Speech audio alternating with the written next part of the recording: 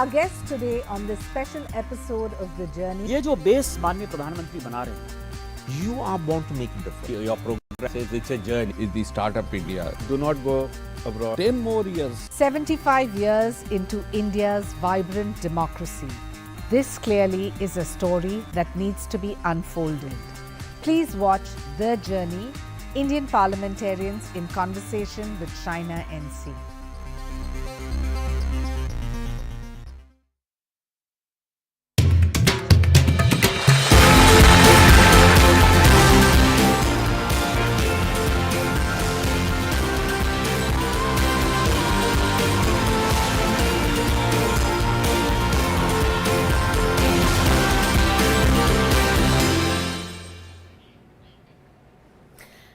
Welcome. You're watching India at G20. On the show today, we will bring to you voices from the Employment Working Group meeting in Guwahati on the issues discussed during the meeting, such as giving social security cover to workers in the emerging gig and platform economy and financing that social security.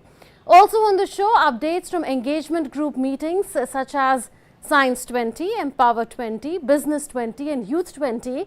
All that and more over the next 30 minutes. I'm Anmol Bhattacharya. First up, the top stories. On second day of the Employment Working Group meeting in Guwahati, delegates discuss draft outcome documents on key priorities of addressing global skill gaps, gig and platform economy and sustainable financing of social protection policies.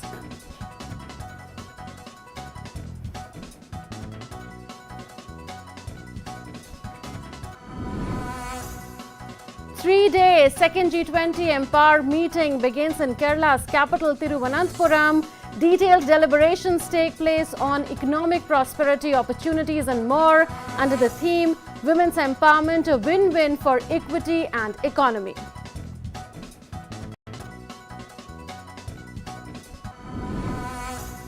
Two-day Science 20 conference on the theme Clean Energy for Greener Future concludes in Agartala. On the final day, delegates explore Tripura's diverse flora and fauna, its important archaeological sites and attractive tourist spots.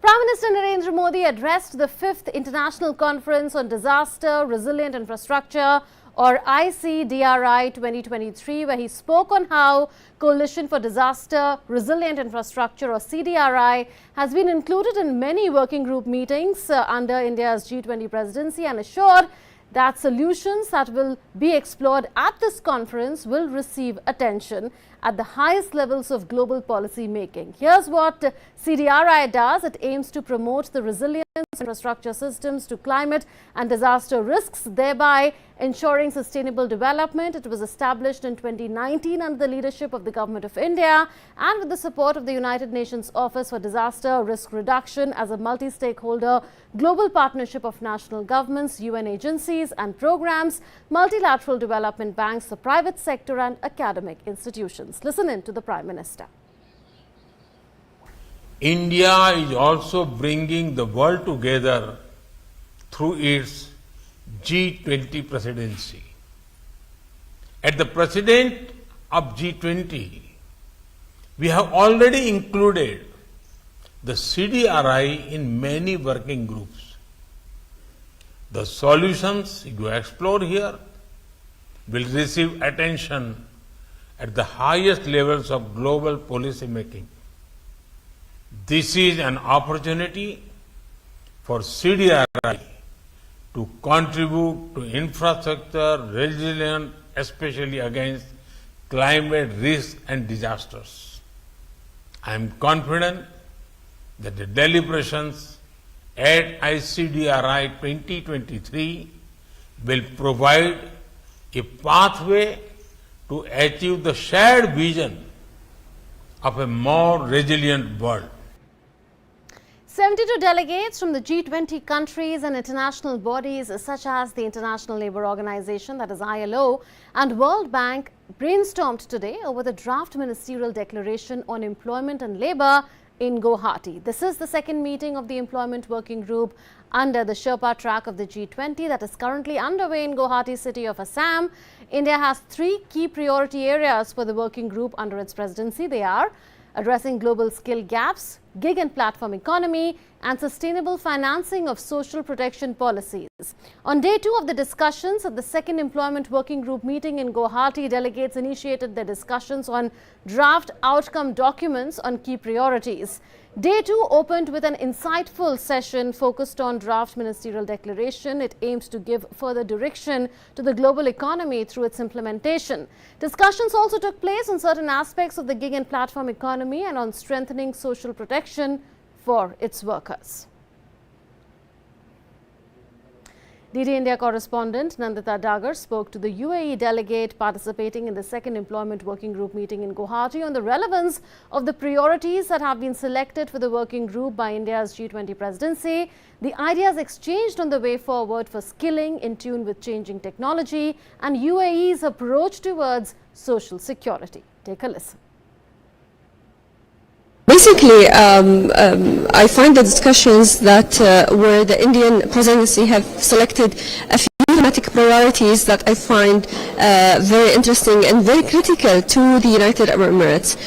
Not only to the subject of skilling and reskilling. Today we were presented with a very interesting presentation done by the digital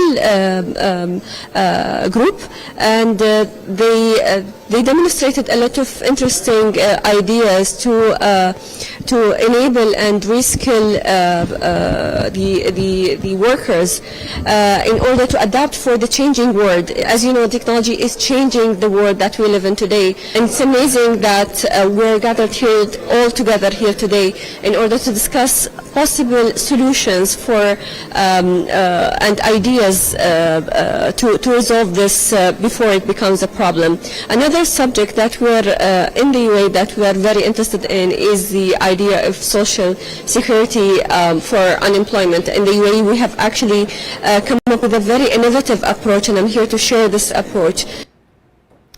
Nandita Dagar also spoke to the Mauritius delegate on the fast-evolving future of work and the growing global demand for skilling and reskilling. The delegate said that Mauritius is open to learning best practices that are being implemented the world over in the field of labour. We have discussed a lot during the first meeting concerning global warming, global skills gaps, also sustainable financing of the social security, the gig and platform economy. All these are items very important for in the world of work. You know, the world of work is changing a bit quickly. There are a lot of changes coming in the world of work, especially with the digitalization with the economy, and we need people who adapt rapidly to change. And skilling and reskilling is becoming a most demanding thing in the world market today. And Mauritius as a country is very appreciated that we have been invited, and we are gaining experience. We are looking about what the world is doing in the field of labor, and all that is being done here. We'll try to put it into place also in Mauritius, and to learn from the developing countries what is happening in the world of work. And speaking to DD India, the delegate from Netherlands spoke on the need to equip the workforce with necessary skills to be ready for the future labour market, and shared what Netherlands is doing in the sphere of social security for its residents. Yes, indeed, skilling is a very important policy element in the Netherlands as well, with regard to the cost of living, but also the technological developments. Our labour markets are changing, so it's important that we equip the people with the necessary skills to be ready for the future labour market and jobs that will be created in the future. So what we are doing currently in the Netherlands is to introduce a budget. All Dutch citizens or people residing in the Netherlands are eligible for that budget, and they can use that budget to enroll in training, professional education. G20 delegates attending the second Employment Working Group meeting in Guwahati did some breathing and stretching yoga exercises during their deliberations. Take a look. Exhale and come back.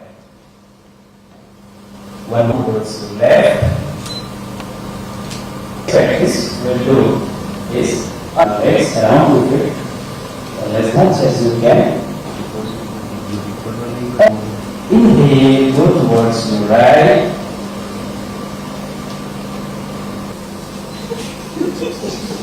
Exhale and center. There is a beautiful. So last round for stretching the stretch break. Slowly come down. Release your hands and relax.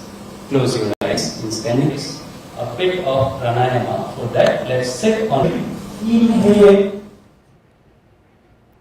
DD India correspondent Nandita Dagar spoke to the Brazilian delegate attending the meeting in Guwahati on India's soft power manifested through yoga during the meeting. Take a listen. Yoga is very popular in Brazil actually. I used to practice the yoga when I was a student to help me with my concentration, and it helped me a lot. And my mom, she practices yoga every day, and she's in her 70s, and she's very healthy, very capable. Although she's an elder, she's very agile and mobile and active. So I think yoga plays a really a special part in that part of her life, being so healthy. So yoga in Brazil is very popular, and I think we all acknowledge the benefits and the gifts that India gave us as giving us yoga. DD India also spoke to the Indonesian G20 delegate on the popularity of yoga in Indonesia. Take a listen. Yoga is very popular also in Indonesia, especially for the young generation. Also now become how to say, want to take the exercise yoga, because they want to get the balance between the hard working and also they have to balance with the health condition, and then how to maintain our shape of body and also the physically and mentally. So it's very, how to say, useful if we also insert it in every time of our meeting, and it make it more relaxed, and also make the blood circulation is more smoothly circulate. Nandita Dagar also spoke to the Russian delegate on the proposals made by India as G20 president and also lauded India for its warm hospitality. Take a look. To say the truth, the commitments and the proposals from the Indian presidency are very powerful and strong, and will, help to enhance the all G20 activities. This yoga exercises and the hospitality that India has to all the countries they meet, it's quite worthy. So I'm participating in these G20 activities for more than 10 years, and believe me, this is the first time I experience such hospitality and such warmth. The Spanish delegate spoke on how the meeting is aiming at reaching a consensus on the issues discussed. Thank you for your huge hospitality. We are impressed about Indian hospitality, and we are very happy to be here again in beautiful Guwahati. Discussions are tough and sometimes with certain topics, but I hope we reach a consensus, because I think we all want to agree in a whole text, in a declaration. So I think it's going to be like that. On the second and final day of the Science 20 conference on the theme Clean Energy for Greener Future, delegates began their day with a relaxing yoga session. Science 20, remember, is an engagement group of G20 that brings global science community together on one platform.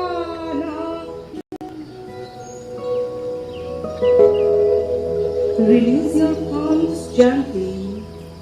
Let the divinity manifest in you, in your self. That is yoga. Yoga is a system of education of body, mind. It was a day dedicated to excursions. Science 20 delegates explored Tripura's diverse flora and fauna at Sepahijala Wildlife Sanctuary today.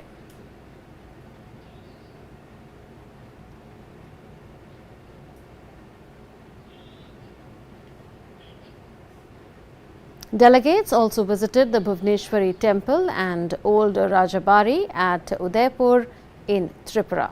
Old Rajabari or Royal Palace is one of the most important archaeological sites and attractive tourist spots of Tripura.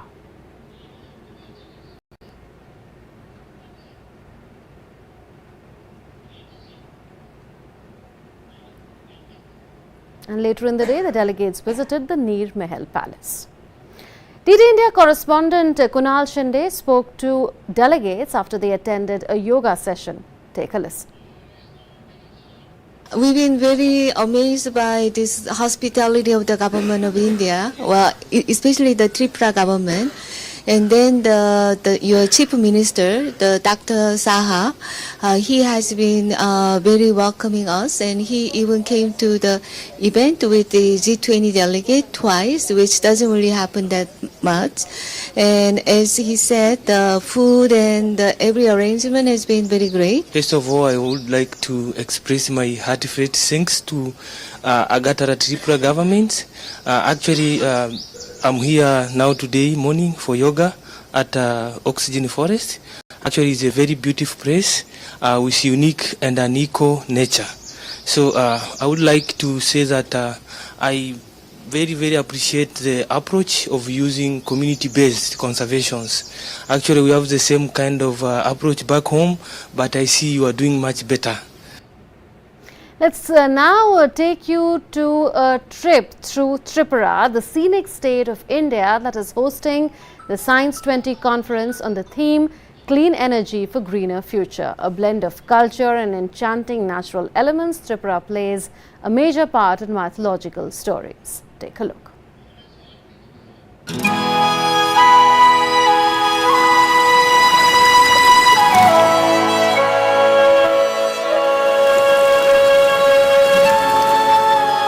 Tucked in a beautiful corner of India, Tripura is where culture meets nature. A state filled with ancient wonders that can stir the mind and the soul.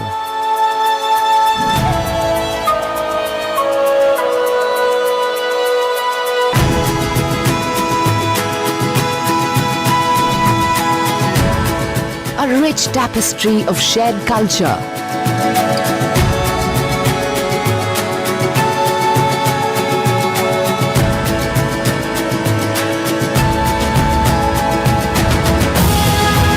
Each preserving its own uniqueness.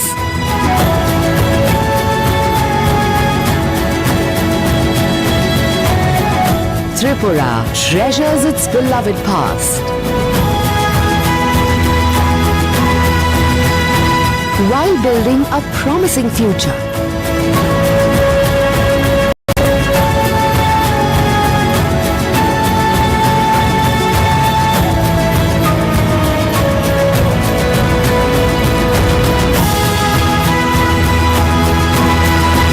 Welcome delegates to Tripura, a land of legends and stories.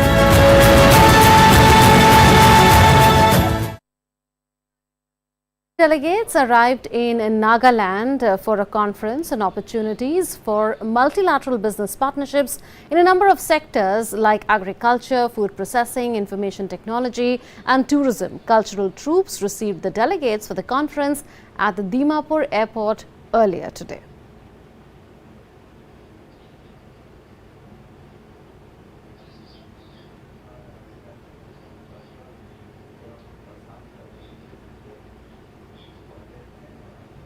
The second G20 Empower meeting of the Ministry of Women and Child Development started in Kerala today with side events focusing on women's empowerment themes.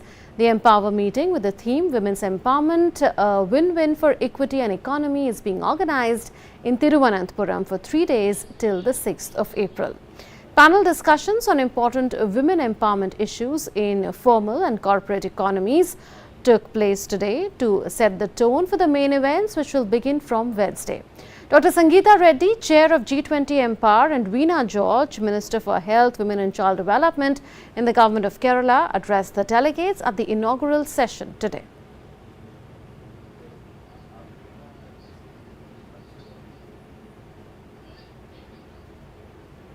A Youth 20 summit began today in Oroville. Oroville is a township in the southern Indian state of Tamil Nadu.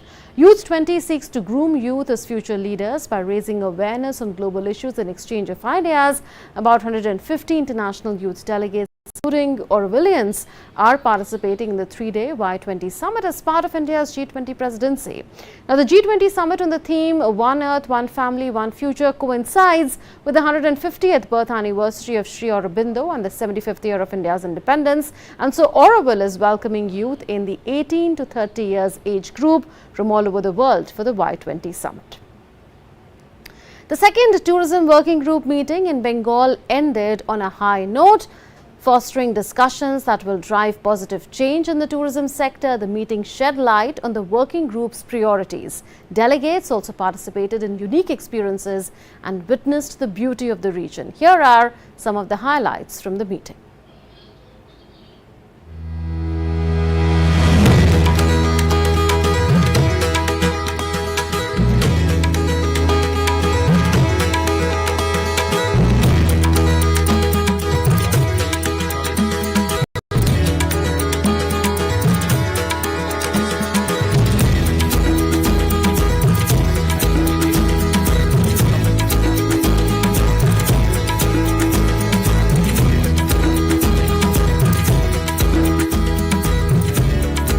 I want to especially thank for the Indian hospitality. The place was very interesting. The tea factory was very interesting.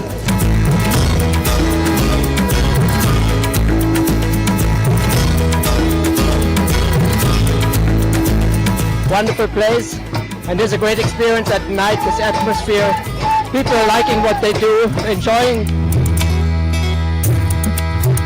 We need to join hands for promotion and development of adventure tourism in the country in the mission mode. Today's conversations have been really interesting, talking about the need to incorporate indigenous communities in all tourism, the value chain of tourism. The other thing that's been quite interesting is really looking at how we can develop the desirability of the tourism industry for youth in particular.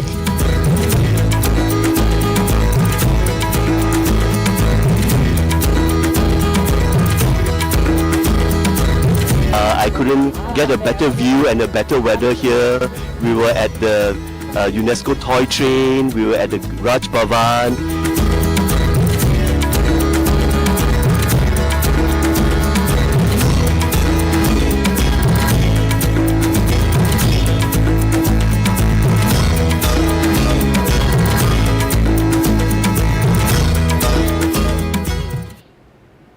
Those were some of the choicest glimpses that we got for you from the second tourism working group meeting that concluded on Monday. With that, I take your leave.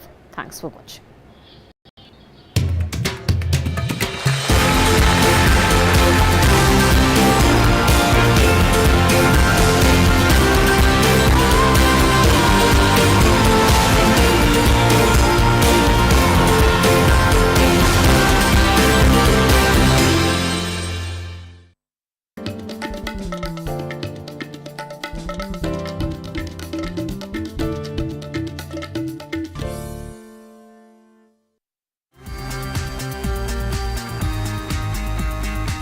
Our guest today on this special episode of The Journey. ये जो base माननीय प्रधानमंत्री बना रहे हैं, you are born to make a difference. Your program says it's a journey. It's the startup India. Do not go abroad. 10 more years. 75 years into India's vibrant democracy.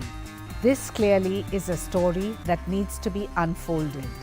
Please watch The Journey, Indian parliamentarians in conversation with China NC.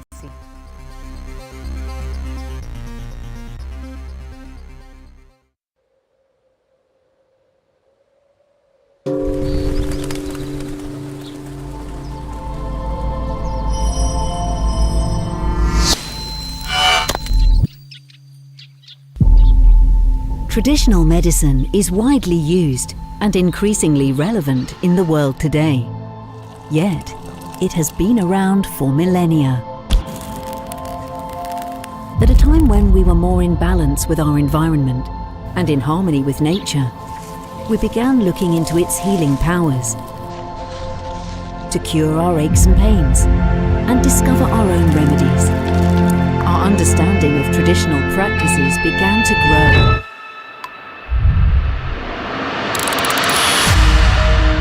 Now over 80% of the world's population use traditional medicine. It's also the foundation for many modern medicines and practices.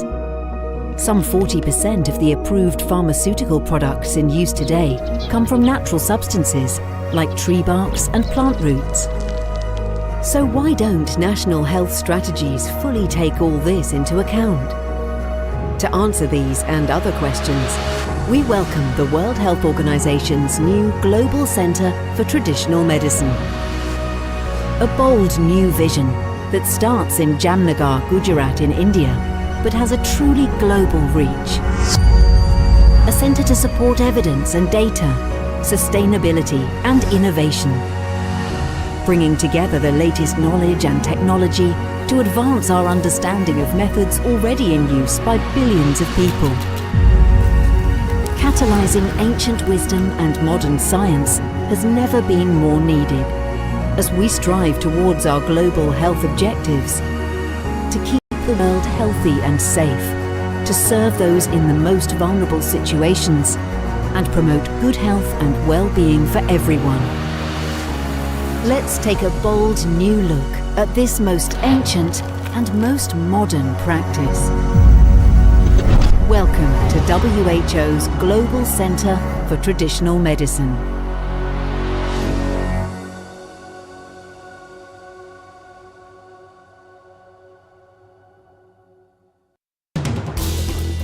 As the day unfolds and news and events take shape, we get you complete coverage of every news breaking in, tracking new developments as they happen.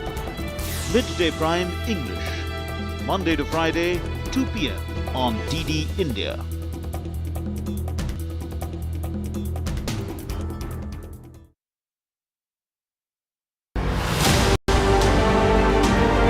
G20 नए विचारों की परिकल्पना के लिए और सामूहिक action को गति देने के लिए एक ग्लोबल प्राइम मूवर की तरह काम करें। वैश्विक विकास महिलाओं की भागीदारी के बिना संभव नहीं है। भारत की G20 अध्यक्षता की theme one earth, one family, one future में पूर्ण रूप से समाहित है।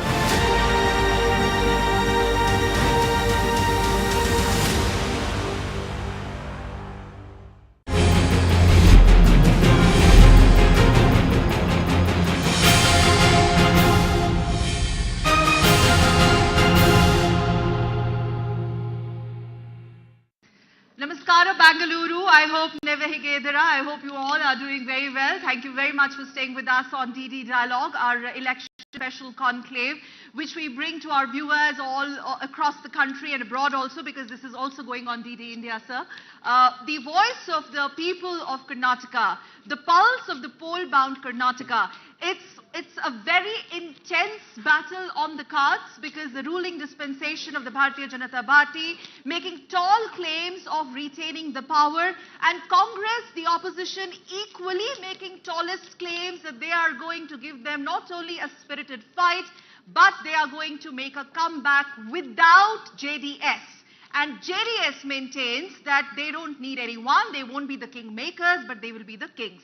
We'll have to see how it pans out because 10th is the day of counting and 13th the results will be out. And remember, the electorate has always been very unforgiving. Is it going to be caste versus corruption versus development versus national politics? We are very, very glad and honored to have with us one of the tallest leaders from the down south in Karnataka from the BJP. Let me quickly welcome and I request all of you to join your hands. Shri Rajiv Chandrasekhar on DD Dialogue Karnataka Special, MOS Electronics, IT, Skill Development and Entrepreneurship. Thank you very much for taking out time. I believe you had a very important meeting, but then you chose to be here to take all the questions. No, this is equally important, or this is even more important. What makes these elections very, very important for the BJP? I'm going to, there was a lot of attack and counter-attack happening from the opposition Congress, and I was just going through the tweets. Yesterday, the Twitter war between you and Surjewala. Double engine Sarkar, taking a jibe on that, saying that this is double engine Droh Sarkar, and they're calling BJP with the DNA of Modi and Bomai is about anti-scheduled caste, anti-scheduled tribe, very clearly playing on the front foot on caste equations here. No, I would, Sakal, I think I wouldn't characterize these as Twitter wars, or I think it is our job in the face of a propaganda mounted by the Congress party that almost certainly for over years has a healthy dose of lies and misinformation. One of the most important responsibilities we have as a party is to ensure that the voters of Karnataka have the facts, have the true picture as they go about this democratic process, taking their decision, which is their legitimate decision to take. So I would certainly not call any tweet of mine that counters a lie of the Congress as a war. I think it is a duty that we have to ensure that the truth is out there for people to hear and understand. On the actual point that is being made, look, we know, and I have said this individually many years ago, that the politics of the Congress, not just in Karnataka, across the country, is increasingly a politics that is a shoot and scoot politics. They put something out there, they don't really have any material to back it up, but they hope that the lie sticks, and then they move on to something else. As far as reservation goes, as far as the SC/ST community goes, our party for years is heavily invested in social justice. We believe in Antyodaya, which is the whole mission of delivering governance, delivering opportunity to those for years and decades that have had to languish, that have had to suffer, and have been at a distance from opportunities and governance benefits. So what was the rationale? Let me interrupt because you're talking about castes here. So let's have Mr. Chandrasekhar, Rajiv Chandrasekhar, records clear cut on the paper. What was the rationale behind increasing 2% of the, the Lingayat and Vogaligas? And can we, in these elections at least, disconnect for a change caste matrix from elections in Karnataka? Look, I think, that's what I was trying to say, which is that we don't see social justice, we see social justice as Antyodaya as our mission, political mission. Some parties see this and do what they do as vote bank, appeasement politics. The Chief Minister has been very clear on this issue. He has said very clearly that reservation on the basis of religion is against the Constitution. And therefore, there was a correction that the government made in terms of what was set aside on the basis of religion, and be more equitable and be more distributive in terms of justice, in terms of allocating it to other... So it was not a political move, but... Look, it is election season, so everything can be interpreted through the prism of politics. I certainly think that we don't talk about Antyodaya just before elections. We don't talk about social justice just 2 days before elections. We don't show up and start talking about vote bank politics just before elections. So I certainly know a few political parties in Karnataka that come out just before elections and talk about caste, community, and the so-called persecution those castes and communities go through. So our belief on social justice is very ingrained to what we believe is our political mission. So am I understanding incorrectly, Vokaligar or Lingayat or Kannadigas or other SCs or STs or caste communities here, these are not significant lines here in elections? No. Like I said, I think if you say if a BJP practices social justice and real social justice, and you think of that as being political, and if it does have any benefit during the political process, it is not because we are talking about reservation as much as a broader effort to deliver social justice to those who have been denied this for decades. So that is our approach to it. So, caste reservations or a reservation policy or a revision of reservation policy of the BJP in Karnataka, they're calling it a social justice template. Agreed. Now coming back to the nitty-gritties, and Karnataka would want to know from you, Mr. Rajiv Chandrasekhar, who is your chief ministerial candidate? Look, again, you want to know? I can't hear you. I think this is a legitimate question, and I think it's a question that is posed before every election, and the answer is the same answer. The answer was in 2018 the same answer, and answer is this. You've been one of the most vociferous politicians. No. I don't think there is any dichotomy or contradiction between being vociferous about issues that I'm passionate about and saying things that are process-driven. Our party is not a high command-driven party.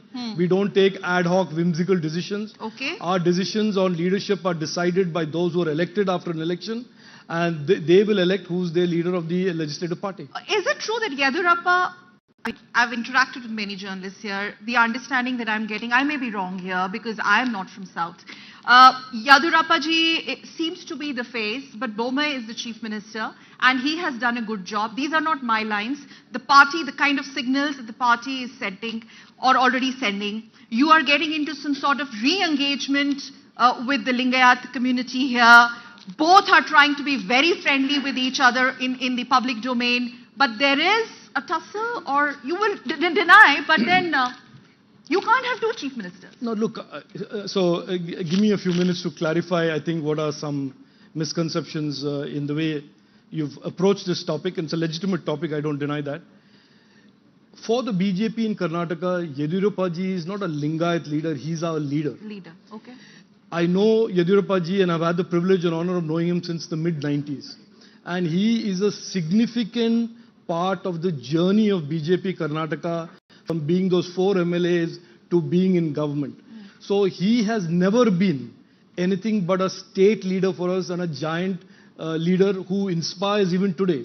Even today, recently when there was a program in Davangere, the crowd erupted when they saw him. So he is a leader that cuts across communities, castes, north, south, east, west of Karnataka. He's asset to the BJP in Karnataka. He is not just an asset, he is a tremendous leader. He is a founding leader of the BJP Karnataka, and there is a tremendous amount of respect and goodwill that he commands today and will always command.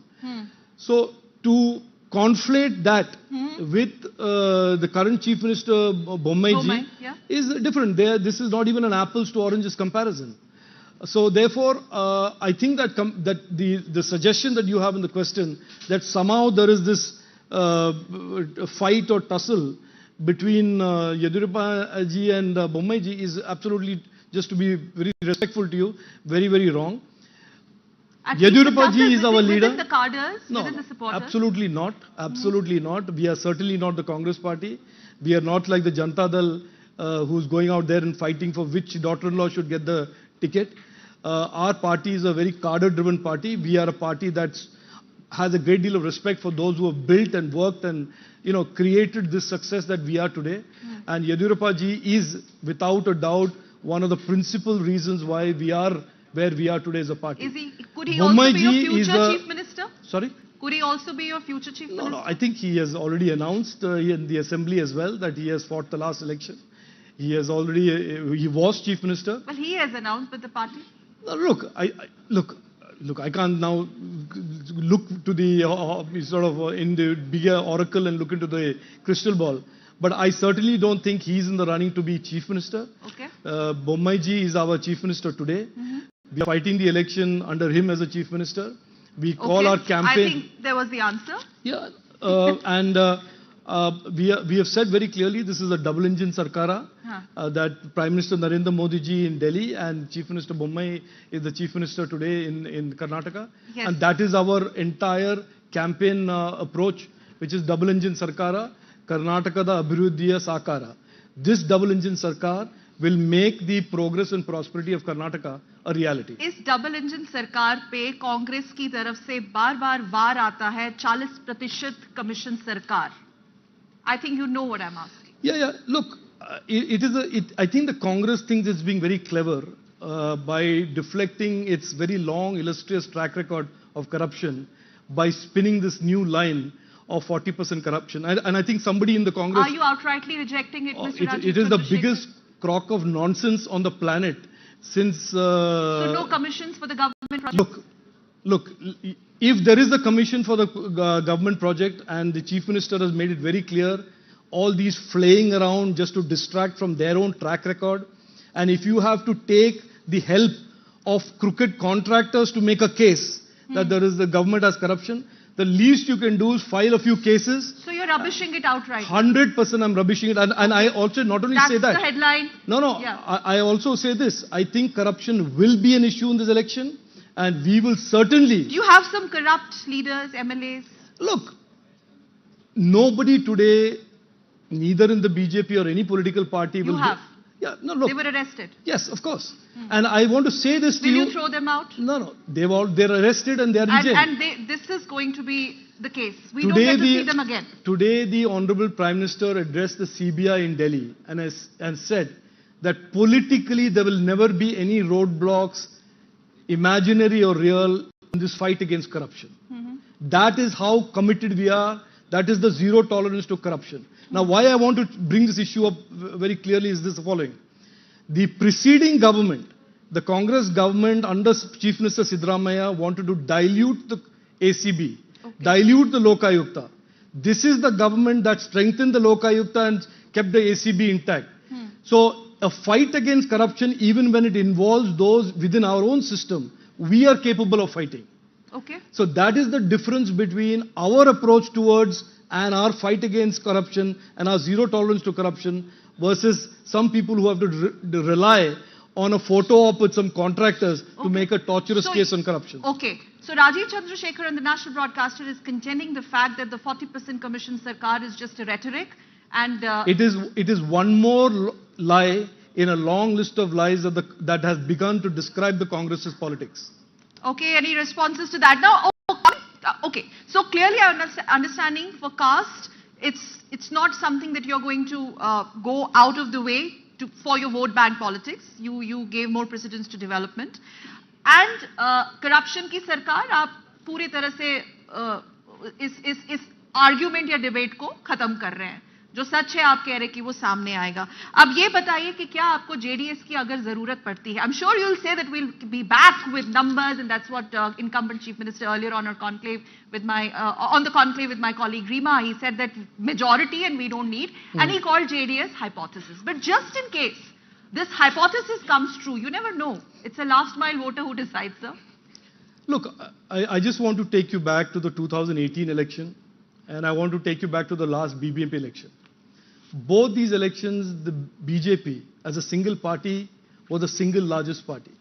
The mandate was against the Congress and the JDS, both in the BBP and in the Congress, in the assembly elections of 2018. But they still got together to form an opportunistic alliance and form a government despite the fact they did not have a mandate. That is the history of the JDS. They tango with the Congress all the time. But some of them are saying JDS is the B team of the BJP. Yeah, well, whose B team the JDS is, their long history shows. आप बताइए. वो B team है कांग्रेस के. और ये मैं आज आप कांग्रेस कह रहे हैं वो B team. नहीं वो कांग्रेस तो बहुत कुछ कहता है. Congress says a lot of things all the time. All of them have been proven wrong, and they constantly go to the court to apologize about what they say. That's a separate issue. The issue here is very clearly this. The Congress cannot in any way form a government in this state without the JDS. And they have not been able to form a government in this state since 2004 without the JDS. The JDS is clearly Congress's B team. The Congress's entire strategy depends on them coming to an understanding with the JDS. The BJP is very clear. We are on mission 150. We think that the people of Karnataka have seen how the 2018 mandate was snatched by this opportunity alliance. And we think that the people of Karnataka will give a decisive mandate to double engine Sarkara. And we think it will be north of 150 seats. Okay, all right. That's quite a confidence coming out there. But I just want to slightly deflect since I have you on this hot seat. Bangalore being the IT hub, the unicorn, the startup capital, IT revolution, digital revolution, etc. We had one of the representatives of the JDS earlier on the panel They are completely rubbishing your IT revolution claim, saying that people still in rural Bangalore, Karnataka are unprepared for it. Well, I remember when I was here in 2018, I did a lot of cash transactions. But yesterday, I was very glad to do a UPI transaction for my 20 rupees coffee. So, but then they're saying that this is all facade that the BJP is created. What else can they say? I don't expect the Congress and the JDS to say that we have done a good job. The leaders of the Congress rubbished the UPI, DBT into the floor of the parliament. They say so-called economic czar, the Chidambarams of the world, who ran the economy to the ground, mocked digital. Tanveer Ahmed from the JDS calls it digi-fraud on this very show. So let me. This one is for Tanveer Ahmed. No, I don't want to respond to Tanveer Ahmed or anybody, but let me certainly tell you what our track record and what the power of technology has been. For decades in this country, when 100 rupees left the government, 15 rupees reached the beneficiary. I am not saying this, the famous Rajiv Gandhi said this. This was what governance was about in India. Post 2014, thanks to the use of technology in government, when 100 rupees leaves the government of India or the government of Karnataka, the entire 100 rupees reaches the beneficiary's account, free of corruption. They're calling it fraud accounts. Yeah, fair non-existent accounts. That's okay. Look, lot of the politicians in the Congress and the JDS don't understand benefits. They don't understand how important it is for people to get this money without having to bribe. They've never experienced it. They've always been on the other side of it where they were receiving bribes. Okay. So this is a very, very different world, different India, where every citizen feels connected to the government and is transacting with the government without leakage and without corruption. This is a dramatic change. And by the way, I'm not saying that this is unique to Karnataka. This has been experienced in the furthest and the remotest part of India, where for the first time in decades in India, the trust between government and citizens are being built because there is no more of this type of delay and corruption in terms of government benefits. So this is all power of technology. Okay. Now, and let me give you another example. 18 lakh new jobs have been created in the tech space, electronics manufacturing in the last 14 months. Now, is that a good thing or a bad thing? 15 to 18 lakh skilled, industry-ready, future-ready youth of Karnataka will be given skills in the next 2 years. Is that a good thing or a bad thing? I certainly think, from where we stand in government, that empowering young Indians, giving them the skills, getting them jobs, putting them into entrepreneurship, creating startups, creating an enabling environment where they can succeed in the world is a good thing. Now, it is quite possible that the people in JDS with their uncles, aunts, brothers, sisters, cousins don't think it's a great idea. It is very possible that in the Congress that is full of, again, uncles, brothers, sisters, mothers, connected sycophants, they don't think it's a good idea. That's fine. We will agree to disagree.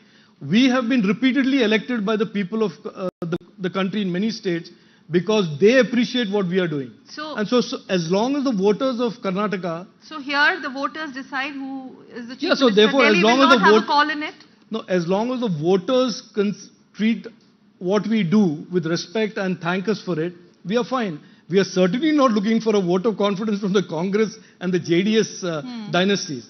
So what they say is not very relevant to what we do. Quickly, few questions. Yeah, sure. What's going to happen on 9th? Rahul Gandhi is going to be here. Honorable Prime Minister is going to be. I'm going to talk about the Kolar rally. Many believe that this is going to turn the discourse from the local politics to the national politics. Again, this whole perception of Rahul Gandhi versus Modi. I mean, there is no comparison. But yeah, you're smiling out there. No, look, I think if you would ask anybody to predict what new rabbit Rahul Gandhi will pull out of his hat, it's one of those Bermuda Triangle type mysteries. Why he says what he says, why he does what he does, when does he do it, who tells him to do it. I am not in the business of predicting his next snafu or his next piece of history. So ये जो कहा जा रहा है कि series of inaugurations, spree of inaugurations by obviously Prime Minister and Amit Shah ji was also here. So Congress or the JDS, they seem to be pretty much uncomfortable rather than on a sticky note. They're not liking it. And they're relating this with elections again. Sakal, I will say this.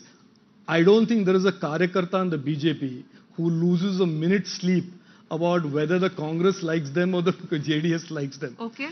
So that is if they have a lot of time and energy to spend hating us, abusing the Prime Minister, so be it. Let them do that. Mr. Rajiv Chandrasekhar, do you believe in the exit polls and the opinion polls? Although on DD we don't give much credence to that, but because people deserve to know. No, look, exit polls and opinion polls are exit polls, opinion polls, and I have some experience in that, so I won't toss anything out. I asked. No, so therefore I don't like basically dismissing anything, but I do think that the timing is yet to be, the right timing for a poll is yet to come, because we have just started the campaign. People don't know who the candidates are. People don't. So why, by the way, since you brought it up, when do we get to see the list? Why the delay? I will see the list at the same. No, I'll see the list at the same time as you'll see the list. Okay. So I don't think I get any. You're not in a hurry? No. I mean, the party will certainly decide it before the last date for nominations. Okay. So I don't think there is any great suspense on it. Okay. There is a process. We are very rigorous. We look at it from all the way from the constituency upwards. Karyakartas have a view on who the candidates will be. And that's a process that goes all the way from bottom up to the top. Ours is not a top down. No father, brother, son will decide who the candidate is. So therefore it is a very bottom up approach, and therefore it takes a longer time than, let's say, a Congress arbitrary decision or a JDS decision. Please clear some air. I have to ask you this one. Hijab controversy and bringing in the Hindutva plank, rather pushing the Hindutva plank, is the charge coming from the Congress party that you want to destroy the very fabric of down South Karnataka. Our Chief Minister has said repeatedly, and he said today in the media center launch, the BJP media center launch, we will go into this campaign as a pro-incumbency campaign. Our campaign is based on our report card, what we have done in the last 3.5 years, and we will make a strong case based on what we have done in the 3.5 years as a double-engine Sarkara for a further 5-year mandate from the people of Karnataka. And this hijab, azan, so on and so forth. Look, it has been spoken about. Sultan. Yeah, so I think, look, wherever there is hypocrisy, wherever there is appeasement, wherever there is vote bank politics, we will expose it. We will unafraidly expose it. And there are enough politicians that need to be exposed for the kind of blatant vote bank politics that they have played for decades in the state. So wherever there is an opportunity that it presents itself, we will expose it. But our plank is very clear. It's basic plank on what we have done in the last 3.5 years. And why is that important? The last 3.5 years are certainly the most challenging times in the history of Karnataka.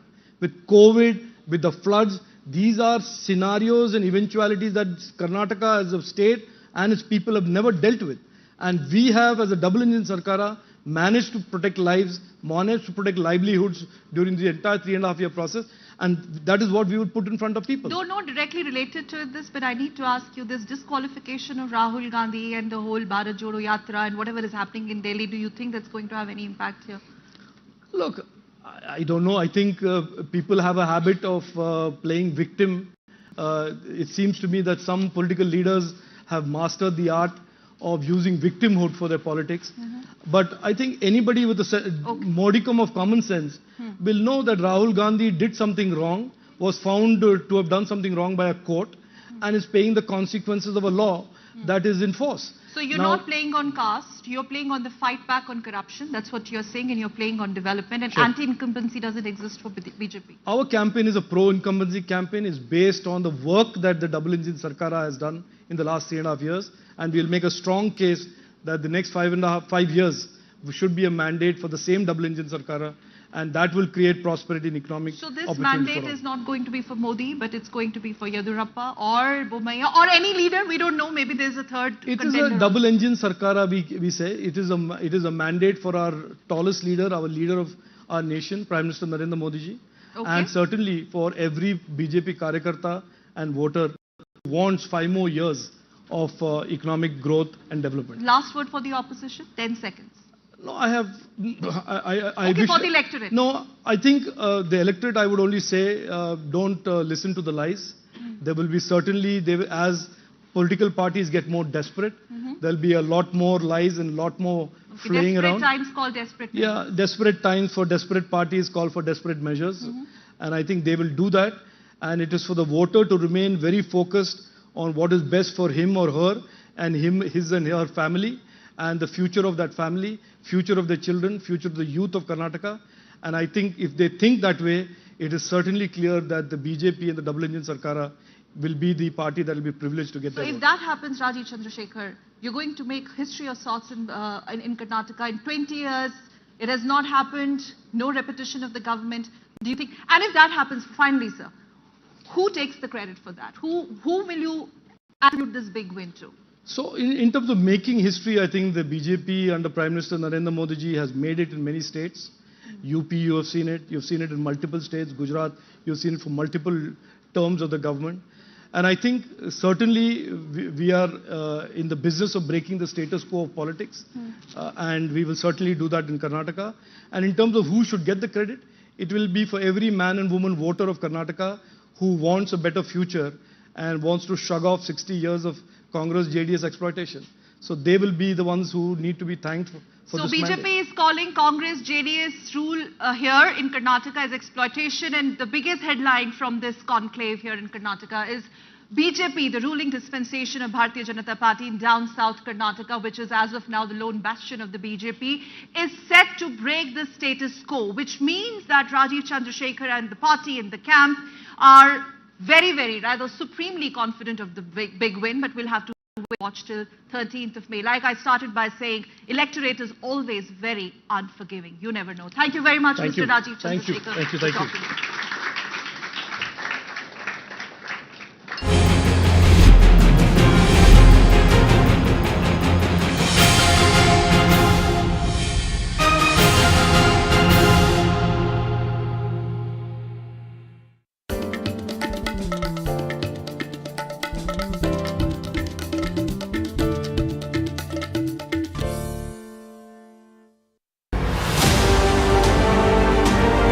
G20 नए विचारों की परिकल्पना के लिए और सामूहिक action को गति देने के लिए एक ग्लोबल प्राइम मूवर की तरह काम करें। वैश्विक विकास महिलाओं की भागीदारी के बिना संभव नहीं है। भारत की G20 अध्यक्षता की theme one family one future में पूर्ण रूप से समाहित है।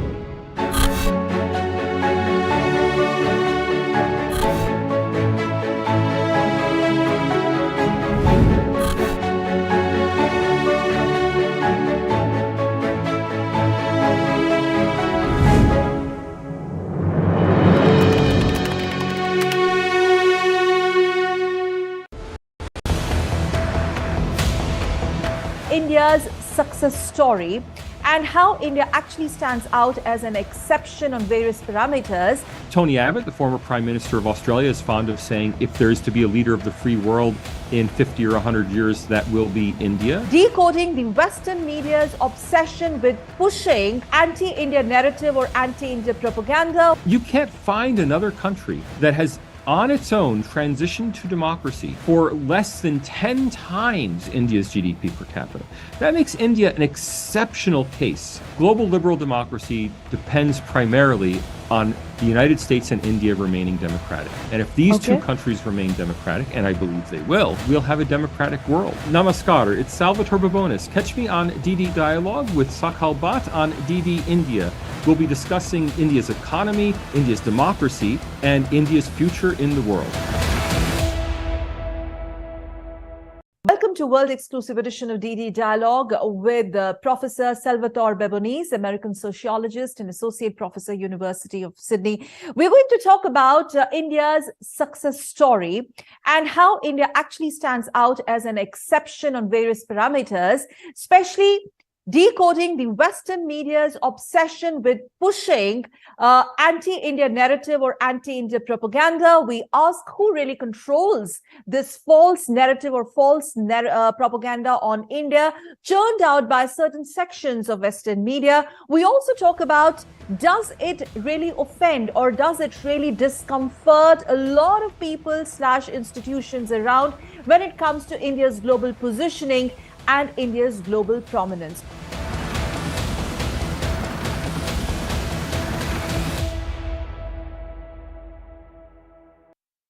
So we're very glad to have with us Professor Salvatore Babones, a professor who loves India, who understands India, in fact, who is somebody who has irked a certain section of Western media or anti-India lobby, and especially whatever he has written about the so-called unholy alliance versus India. Professor Babones, thank you so much for taking out time for DD India, DD Dialogue. Thank you. Namaste. Namaskar. It's a pleasure to be here. Thank you. How are you doing? Busy schedules? Always, but it's a great pleasure to have the opportunity to talk to your audience. Thank you so much. I would like to start with something that you had mentioned some 6 years ago, that you actually placed a sort of bet on India, terming it the most promising economy. And this, of course, you know, is from the book titled Bricks or Bust: Escaping the Middle Income Trap. Now, 6 years on, what is your what sort of confidence can you now place on India's economic trajectory, especially the growth story of India based on macro facts? Let's start with that. I'm glad I did. It turns out that I'm looking pretty good then. The Indian economy is bound to grow. The standard models of economic growth that have been embraced both by development economists and by development sociologists. India has these tremendous institutional and technical advantages over sub-Saharan Africa. So if you have to talk a little bit more about the prescription for future growth, Professor Babones. Remove the barriers. You know, this comparison comes on and off with China, and in fact, I was reading some of your papers. You've said that how China's economy has actually stopped growing since 2017, and you've talked about how India is better positioned when you talk about various groupings, for example, BRICS. So yeah. So India is certainly better positioned for growth than China is, because I would encourage people to understand the Chinese economy in the same way. China hasn't had some miracle governance for the past 40 years. Instead, what China has had is an entrepreneurial people with a reasonably good road network, a reasonably good rail network, reasonably decent high levels of education. And all that's happened in the last 40 years is the Chinese Communist Party, by pulling back from all of the state ownership in the economy, state involvement in the economy, the license Raj, as we call it, by pulling back from that, by simplifying regulation, by freeing up the economy to develop on its own, India is rapidly bouncing up or bouncing back. So do you see this rapid bounce? Do you see a pattern, especially in the last 10 years or so? It's really a continuation. That is, as India continues to liberalize, and as that continues, I would expect the economy to continue to grow. It's still, India's economy still has not reached the level of productivity that we would expect. But it's on course? It's on course for development, but it has not yet reached the level we would expect based on its high levels of education, reasonable levels of infrastructure, good levels of governance. All right. Now, let's come to something which you've been vociferously countering, rather with substantiating it with evidence. And I'm talking about this Western media's obsession with anti-India propaganda. And the paper Unholy Alliance versus India, you know, it's such an extensive paper, but we'll not play on emotions. We'll talk on hard facts with you, Professor Babones. First of all, if I could just read your thoughts on it. It is, or is it rather, anti-India, or is it more of an anti-Prime Minister Modi because of his rising global prominence? He is not really seen as the Prime Minister of India, but his stature as a global leader. And that is something which makes the West very, very uncomfortable. India has been unfairly characterized on these Why? ranking systems. Why? And I think a lot of it has to do with the motivations of those doing the rankings, especially when it comes to the International Religious Freedom Rankings. They're highly conditioned on the priorities of international missionaries, so Christian missionary groups who had a lot of influence in setting up how the rankings would be conducted. But also, we see a lot coming out from India itself, where critics of the government have attempted to use rankings to vilify the government itself. Let's not, Professor Babani, sorry I'm interrupting you here, because I just want to really understand from you, since we talked about rankings, so you yourself mentioned VDEM and, the legitimacy of the rankings, and especially when you place India below Hong Kong, and I'm not going to, waste our time going through what happened in Hong Kong recently, and you yourself, in fact, somewhere I read it, you said that journalists are more safer in India than anywhere else in the world where we talk about freedom of speech and expression. Having said that, since we are on the rankings issue, who decides these rankings? What is the methodology in these rankings? The very legitimacy of these rankings is under scanner. It's like a cozy club deciding amongst themselves that India would be here and some other country would be placed here. And for people who do this so-called survey have absolutely zero clue about India. Of course, each ranking system is different. The International Religious Freedom Rankings strongly reflect the priorities of international, primarily American Christian missionary groups.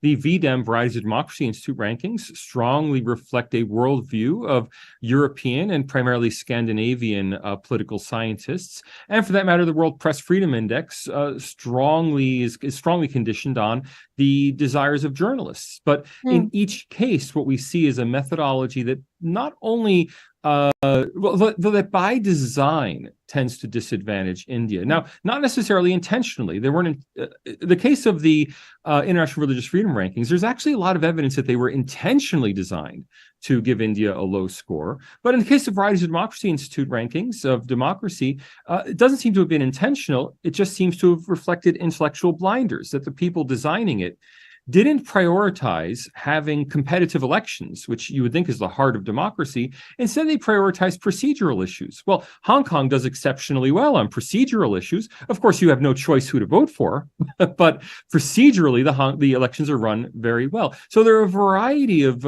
problems behind each of these rankings, but the net effect in each case is to give India a far lower ranking than it should otherwise get. We've not had demolition of printing presses in India because we are on Hong Kong. And, there have been cases.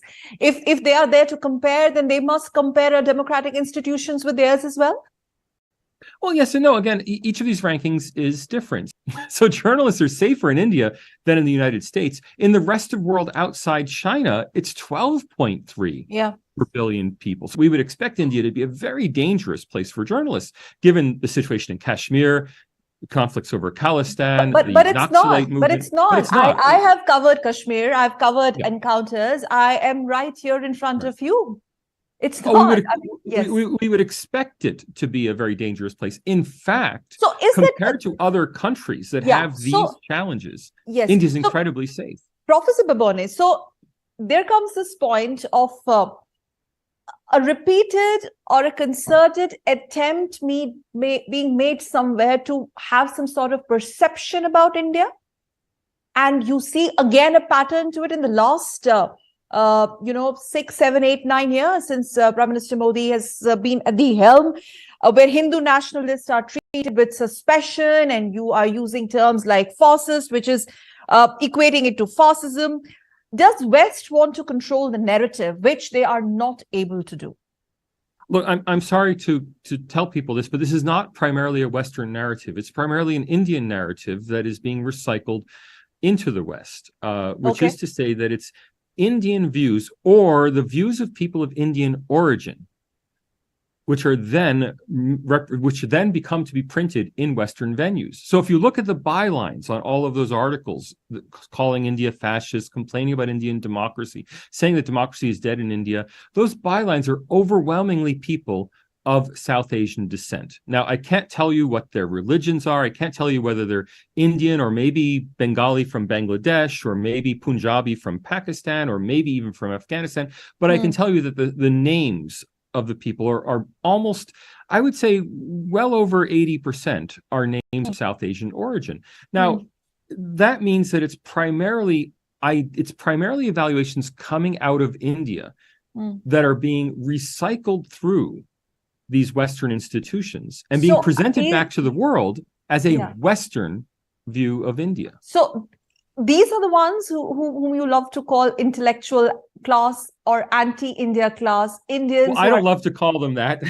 That's been exaggerated. But when I did make the statement, which I thought was a pretty non-controversial statement, I mean, it's a widespread view in India that India's intellectuals are anti-India. I didn't mean it to mean they're anti-national or they hate their country. I meant it to say that the anti-India narratives that we're seeing in the West primarily originate among South Asians and mostly among Indian intellectuals, a few people not of Indian origin, or sometimes I can't tell. But if you've traced down the biographies of most of the people who are making these statements, they come back to India. I mean, I know it's very controversial, but even Rahul Gandhi himself, of course, has been highly controversial in the last few weeks for his statements in the UK about Indian democracy. Well, this is how Westerners form their views on Indian democracy. They hear prominent Indians being critical, not of the government. If they're critical of the government, we expect that. It's a democracy. Of course, people are critical of the government, but they're being critical of Indian institutions. They're being critical of India's democracy, critical of the court system, critical of the rule of law in India. And those are very powerful statements that, frankly, most Westerners don't have the experience to be able to counter. When we talk about democracy, when we talk about the way we've been holding our elections, and that's one of the essential legacies, and that is an exceptional part of India. Why does nobody talk about that? My own view is the heart of democracy is competitive elections. Of course, you need supporting institutions like an independent judiciary, like freedom of speech, like freedom of expression, like a robust journalism environment. All of those are supporting institutions, but the core should be, are elections competitive? In India, they clearly are. Yes. Yet that is not really reflected in ranking systems like the VDEM rankings, like the Economist Intelligence. So that's exactly why I raised that question of legitimacy of these rankings, Professor Bebonis. Oh, I think these rankings are poorly conceived. And I've written a major paper about the rise of democracy into rankings. You can just Google inside the VDEM rankings and you get the paper, which pulls apart the methodology of why it is that they have not prioritized actually competitive elections. And I think it has to do with the fact that when they analyze poor countries, they're not expecting a case like India. That is, their entire system is meant to capture the European experience of democracy. Yeah. Beyond that, there's nothing in it that it gives credit for India actually having elections where you can choose your leaders. And frankly and honestly speaking, we really don't need lectures from others. And, you understand India so well, the politics, the sociology, Professor Bebonis. But that's kind of you, but I'm only a student and, I learned from... because whatever you say like is backed with, it's substantiated with evidence, it's not pure emotions. Having said that, India has had, you cannot take away the fact that India has had the consistent record of democratic elections. We talked about that. And so one of the world's greatest democratic success stories is India, whether they like it or not. So is that also something, Professor Bebonis, which West cannot digest? No, I really think that most Westerners are thrilled to hear the India success story. They're primed for it. If we look beyond academia to business, to politics, we find an enormous reservoir of support for India, people who want to see India do well, and people who, frankly, many of them view India simply as a counterweight to China, but as the democratic a certain section of Western media, I wouldn't paint the entire West with the same brush. I won't do that. That section of Western media, and I'm sorry to keep coming back to this Indian intellectuals issue, but that section of Western media that is thoroughly anti-Indian is primarily people of Indian origin. But they are giving them space. They are giving them space. But if we think of this in class terms, who would get space in those Western outlets? There are always social biases, and their views are coming. Their social milieu in which they recruit potential writers it consists of a very narrow segment of the old establishment in India, not the new establishment. The new establishment may someday be part of that milieu, but right now it isn't. The problem is that the class of people who have access to writing for the New York Times, the Wall Street Journal, the Washington Post, that class of people overwhelmingly share a view of India that, in my social scientific opinion, is a decade or two out of date. All right. I completely get that point. The biases within are amplified outside, where, they wherever they get that opportunity. Again, that certain sections of Western media. Now, let me get on to something lighter. You've recently enjoyed your meal in Indian Railways, and you... Oh, not the Rajdhani Express again. Thank you, Mr. Kumar. Yes, now you know what I'm going to ask. Can you just, Professor Bebonis, your love for India, can you just define that? You have traveled, you have interacted, you study our systems, so on and so forth. India has given me so much love in return. I almost feel obliged to love India because of the love I've received from India. But it's for me, it's purely a research subject, and it's a research subject that I've been really fascinated by. So if you ask me why am I fascinated by India, I can give you all the examples. I'm fascinated by India because so what is so fascinating about India? Why are you so fascinated by India? It is the single case of a successful, well-institutionalized democracy among any country with a GDP per capita of less than about $10,000 per year. It is the only major post-colonial state that has remained a democracy throughout its entire history. You cannot find a country, never mind 75 years of democracy, you can't find a country that has even 40 years of democracy for under $20,000 a year GDP per capita. The number of countries that have developed their own democracies without having them imposed by the United States and other Anglo-American countries is vanishingly small. Eastern Europe, they have democracies because Western Europe demanded it in order to join the European Union. Western Europe has democracies because the United States demanded it at the end of World War II. Japan has a democracy because the United States demanded it. South Korea and Taiwan developed their own democracies, but only when they became much richer. Both of them made the transition to democracy when their GDP per capita passed $20,000 per year. You can't find another country that has on its own transitioned to democracy for less than 10 times India's GDP per capita.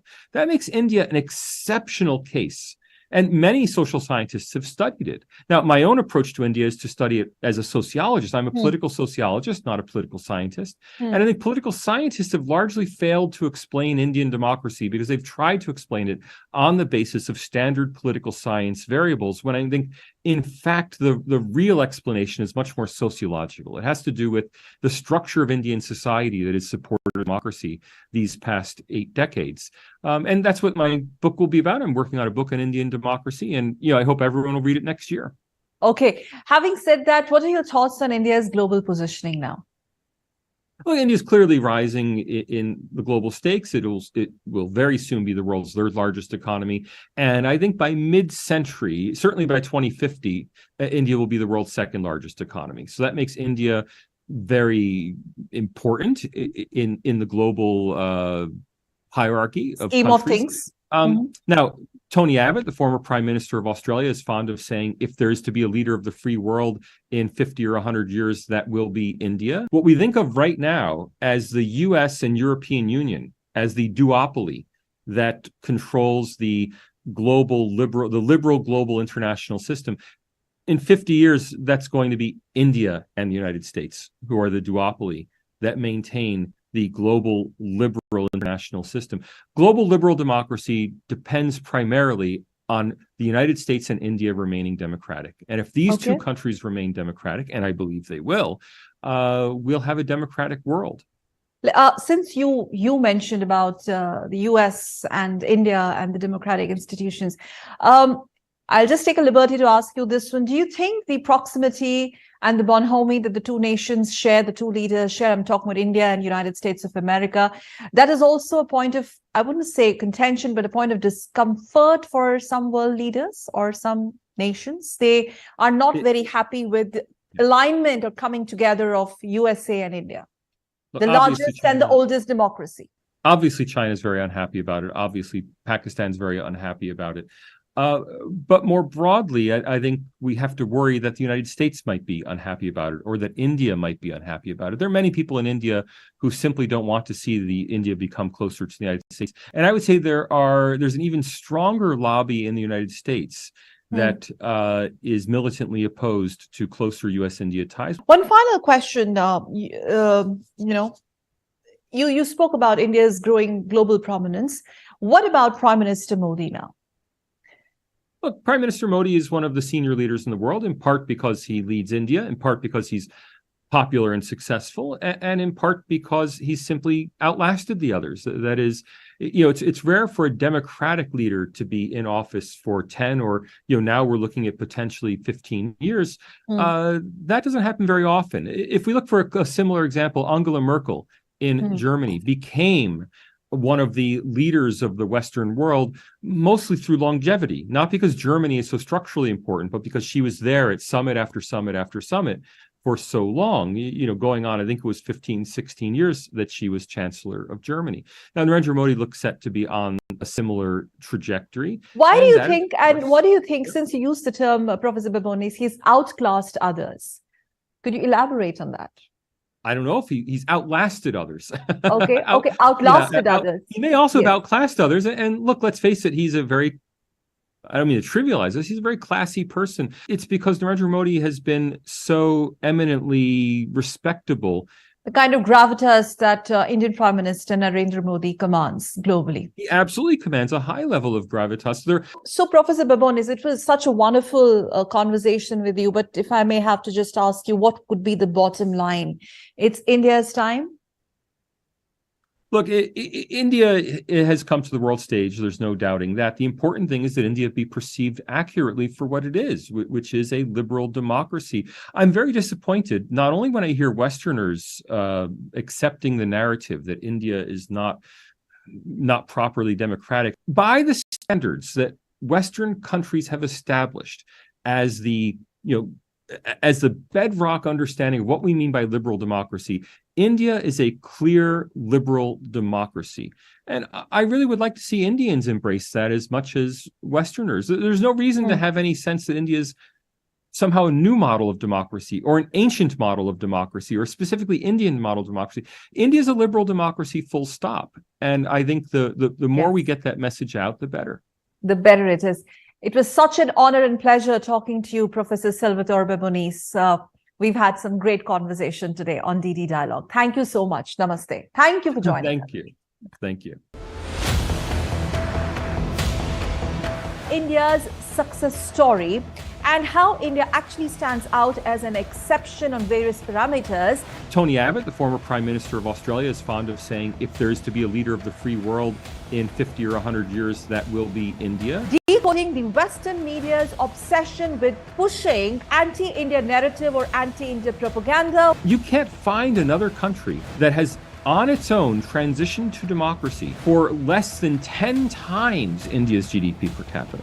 That makes India an exceptional case. Global liberal democracy depends primarily on the United States and India remaining democratic. And if these two countries remain democratic, and I believe they will, we'll have a democratic world. Namaskar, it's Salvatore Babonis. Catch me on DD Dialogue with Sakal Bhatt on DD India. We'll be discussing India's economy, India's democracy, and India's future in the world.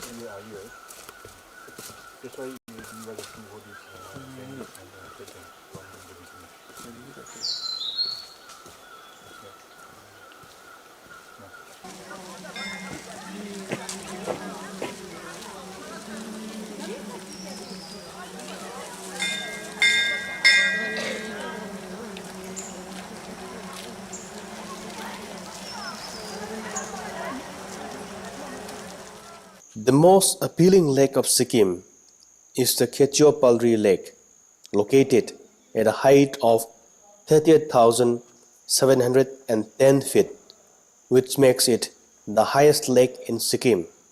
It is considered as one of the holiest lakes in the state.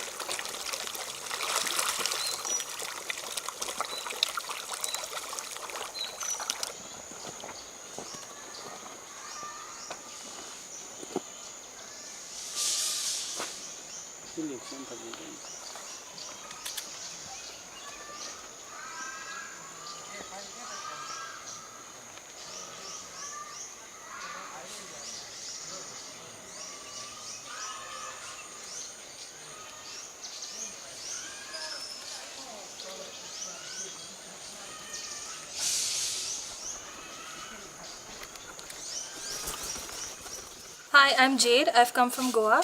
This is my second trip to Sikkim, but my first trip to this particular holy place. It is completely empty. The weather is really beautiful and it's a very relaxing place to visit. Scenically, it's very beautiful. Not a lot of people here, so it's nice to relax and explore this place. It's completely different. This is a nice place for slow travelers. In Goa, it's all about food, parties, beaches, a lot of noise. Over here, it's very peaceful. It's just for people who like to, relax. Just some kind of break from your daily schedule, where you don't want to do a lot of things. You don't want to pack your day with so many things. It's a nice place to visit for that. Worshipped by both Buddhists and Hindus, it attracts many visitors and pilgrims from all around the world. Legends has it that the birds around this natural lake safeguard this celestial lake from any intruder, be it a leaf on the surface of the lake or anything. Wonders always do come in small packages, traveling through this picturesque landscape tucked away in the lap of the mighty Himalayas.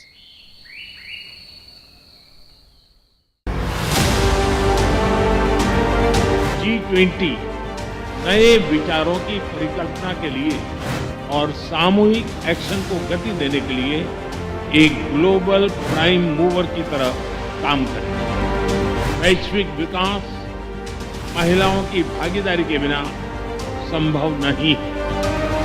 Bharat की G20 अध्यक्षता की theme one earth, one family, one future में पूर्ण रूप से समाहित है।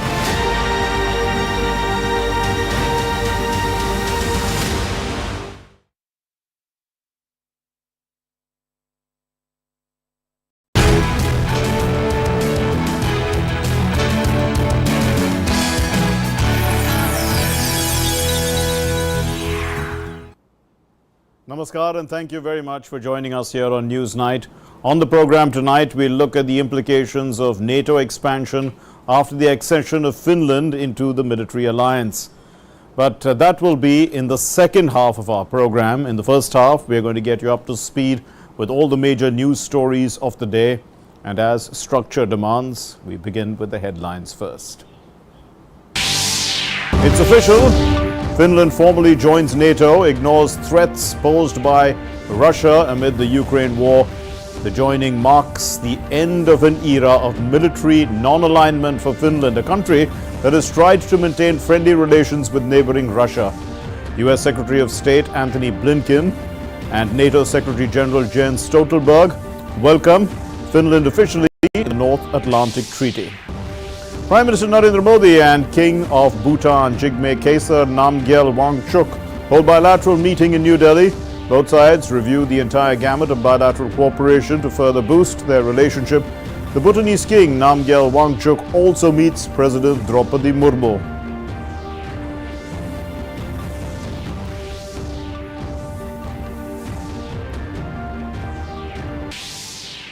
Foreign Secretary Vinay Mohan Quatra reiterates India's position on determination of the Doklam Tri-Junction boundary situated at the Bhutan-India-China Tri-Junction, says that India and Bhutan remain in close touch and coordination relating to national interests.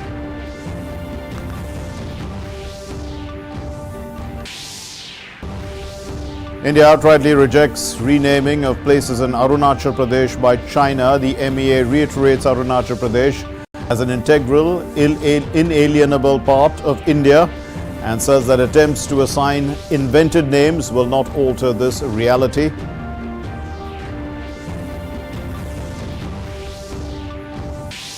Australia bans TikTok from government devices over security concerns.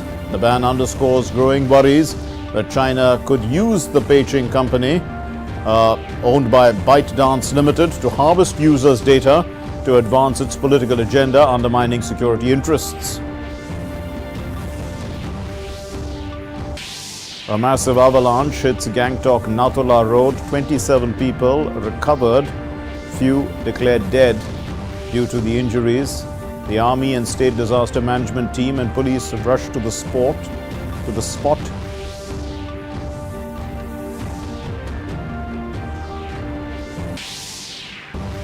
And in sports, the tennis star Novak Djokovic returns to world number 1 spot in the ATP rankings. Djokovic has a 380-point lead over number 2 placed Alcaraz, and Stefanos Tsitsipas is in 3rd place, more than 1,000 points behind the leading duo.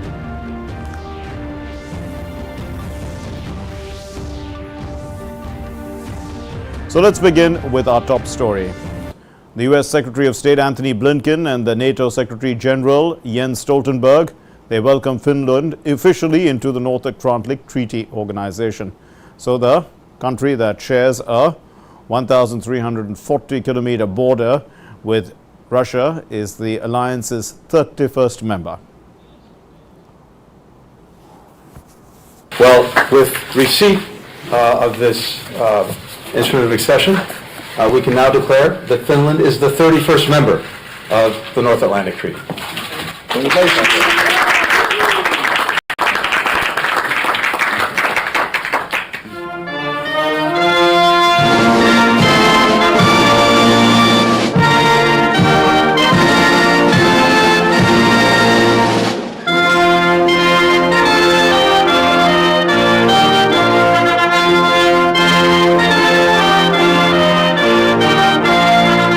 Finland joined NATO, completing a historic security policy shift triggered by Russia's invasion of Ukraine. Finland's flag will now be the 31st raised outside NATO headquarters on the outskirts of Brussels, alongside the alliance's 30 other members.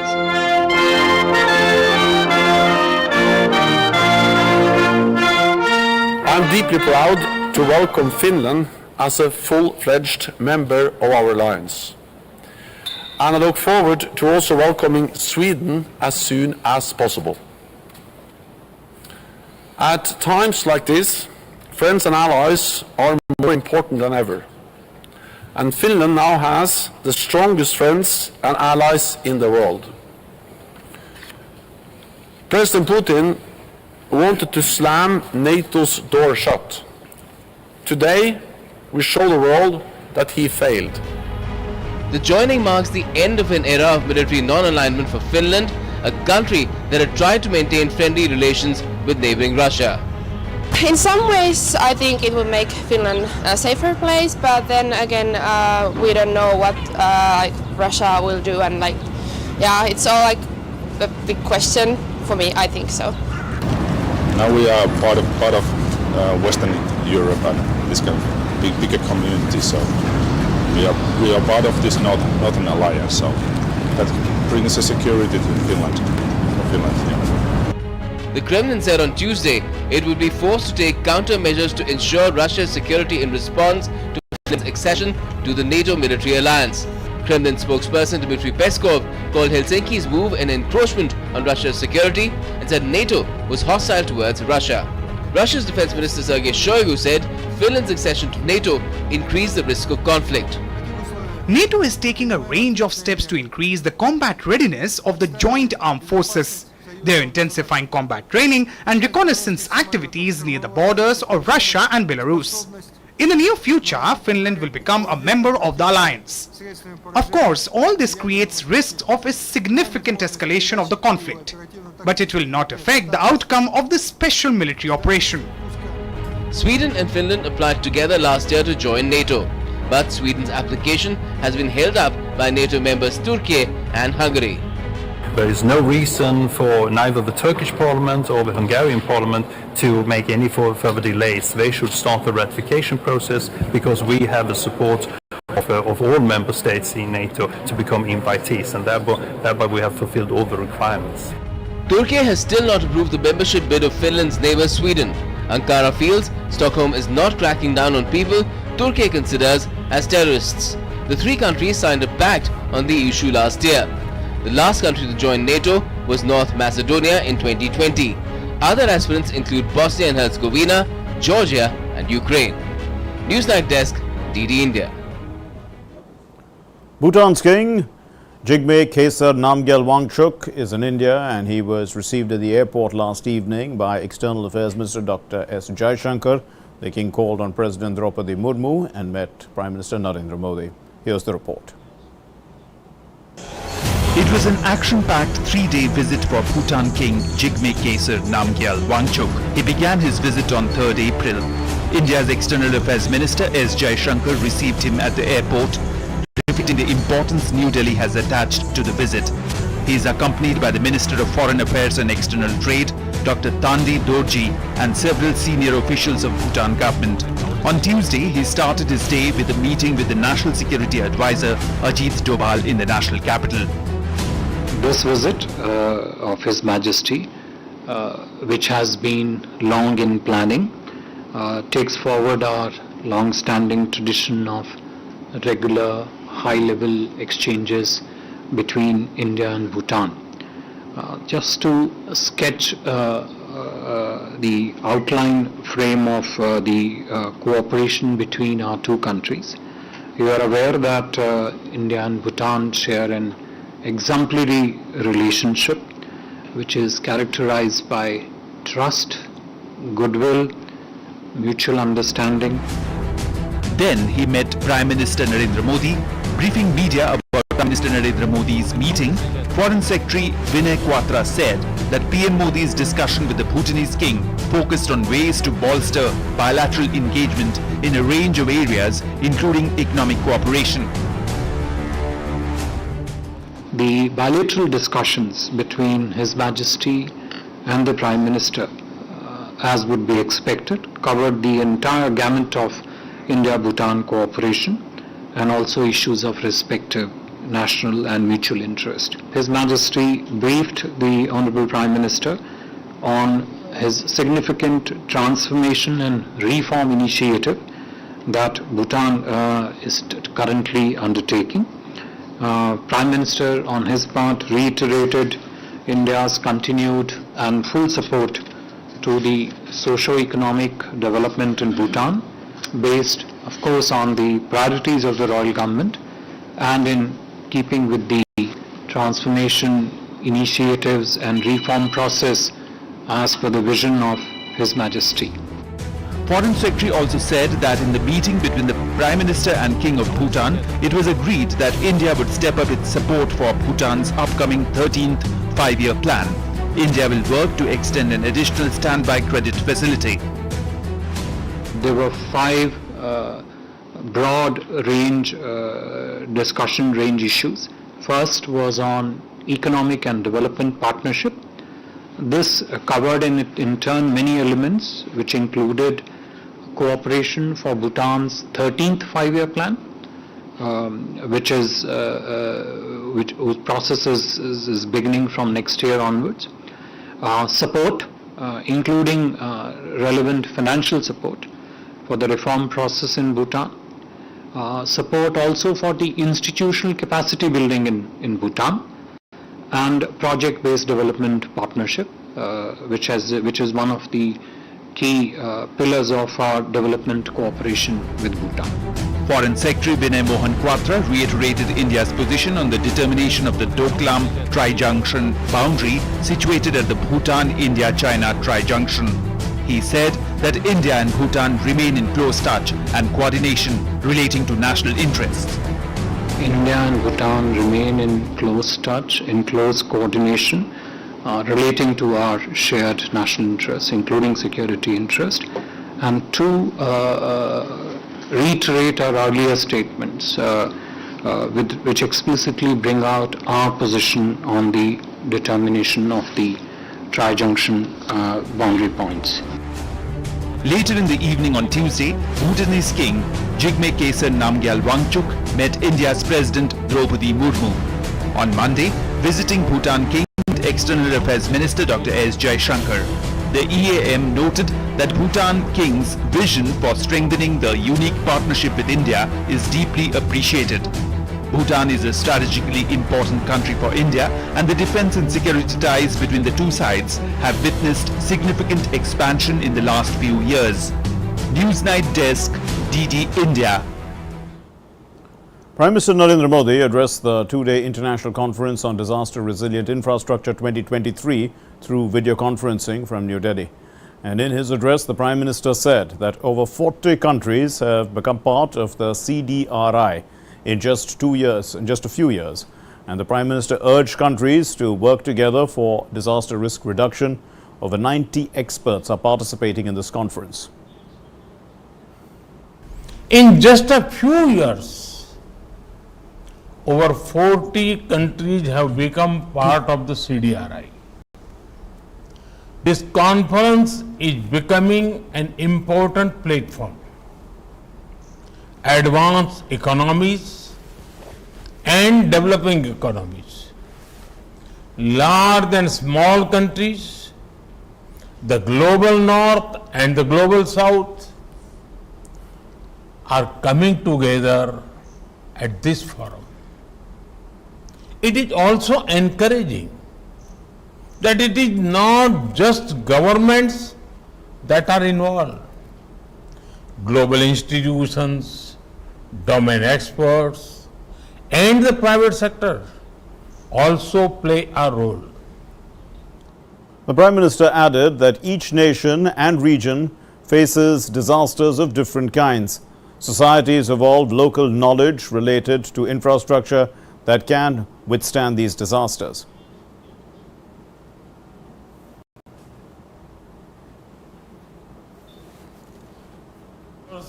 Of different kinds. Societies evolve local knowledge related to infrastructure that can withstand disasters. While modernizing infrastructure, such knowledge needs to be used intelligently. Modern technology with local insights can be great for resilience. Further, if documented well, local knowledge may become a global best practice. India has rejected outright the Chinese move to renaming of places in Arunachal Pradesh. In a statement, the official spokesperson of the External Affairs Ministry, Arindam Bagchi, said, and I quote, "This is not the first time that China has made such an attempt." He said India rejects this outright. Bagchi asserted that Arunachal Pradesh is an integral and inalienable part of the country, and attempts to assign invented names will not alter this reality. The response came in the wake of media reports stating that China has renamed 11 places in Arunachal Pradesh.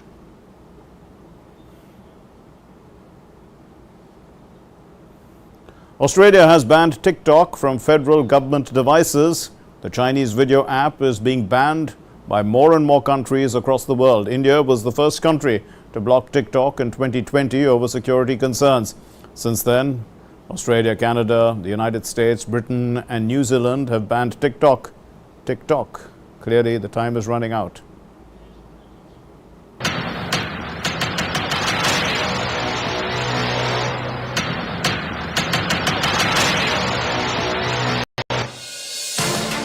After dozens of countries blocking TikTok, now Australia has banned TikTok on Tuesday from all federal government-owned devices over security concerns, becoming the latest US allied country to take action against the Chinese-owned video app.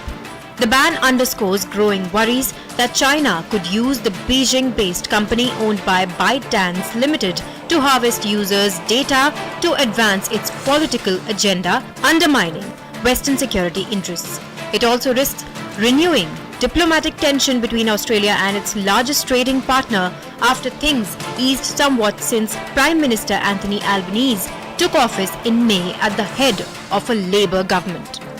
Look, this has been informed by security agencies' advice on work that's been done and provided to government. So that's the decision we've taken is around government-issued devices. Obviously, we're always clear with people that they should be aware of risks about particular apps, social media, etc. And there is a whole lot of information that people can access about that if they choose to online through eSafety and through some other government websites. But the decision's been taken about government-issued devices based on that advice from the security agencies. China has raised concern over the banning of TikTok and urged Australia to abide by the rules of market economy and fair competition. We have taken note of the relevant reports and have made solemn representations to Australia.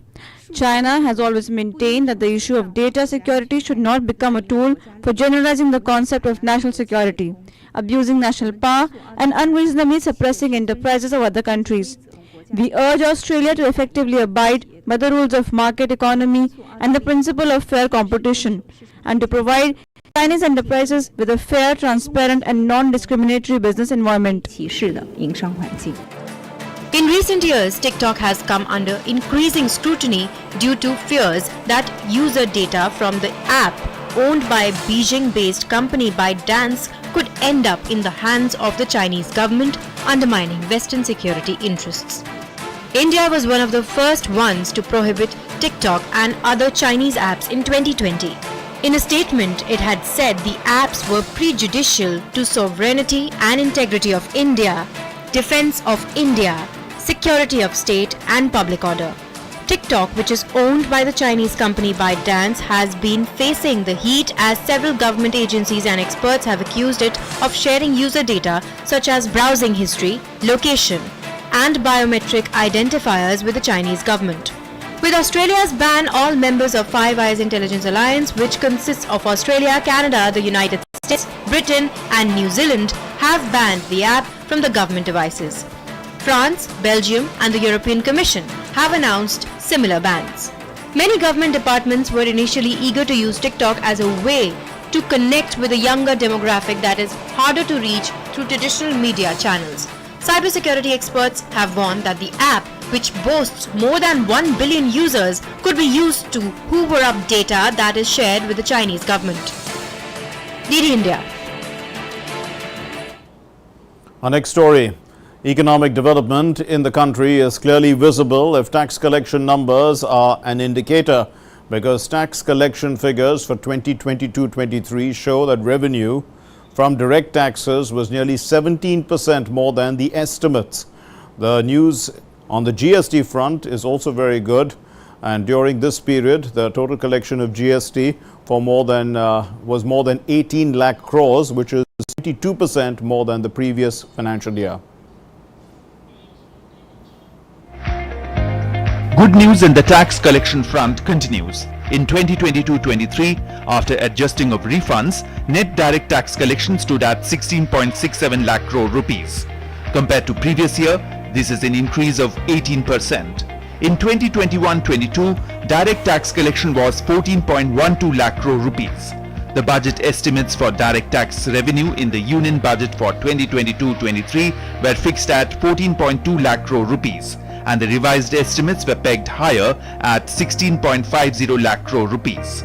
The net direct tax collections have exceeded the budget estimates by 16.97% and the revised estimates by 0.69%. If we look at the figures of direct tax collection in 5 years, it was at the level of 11.36 lakh crores in 2018-19. The average tax collection during COVID pandemic period from 2019-20 was 10 lakh crores. Recovery was seen in economic activities in the year 2021-22 and the collection increased to 14.12 lakh crores.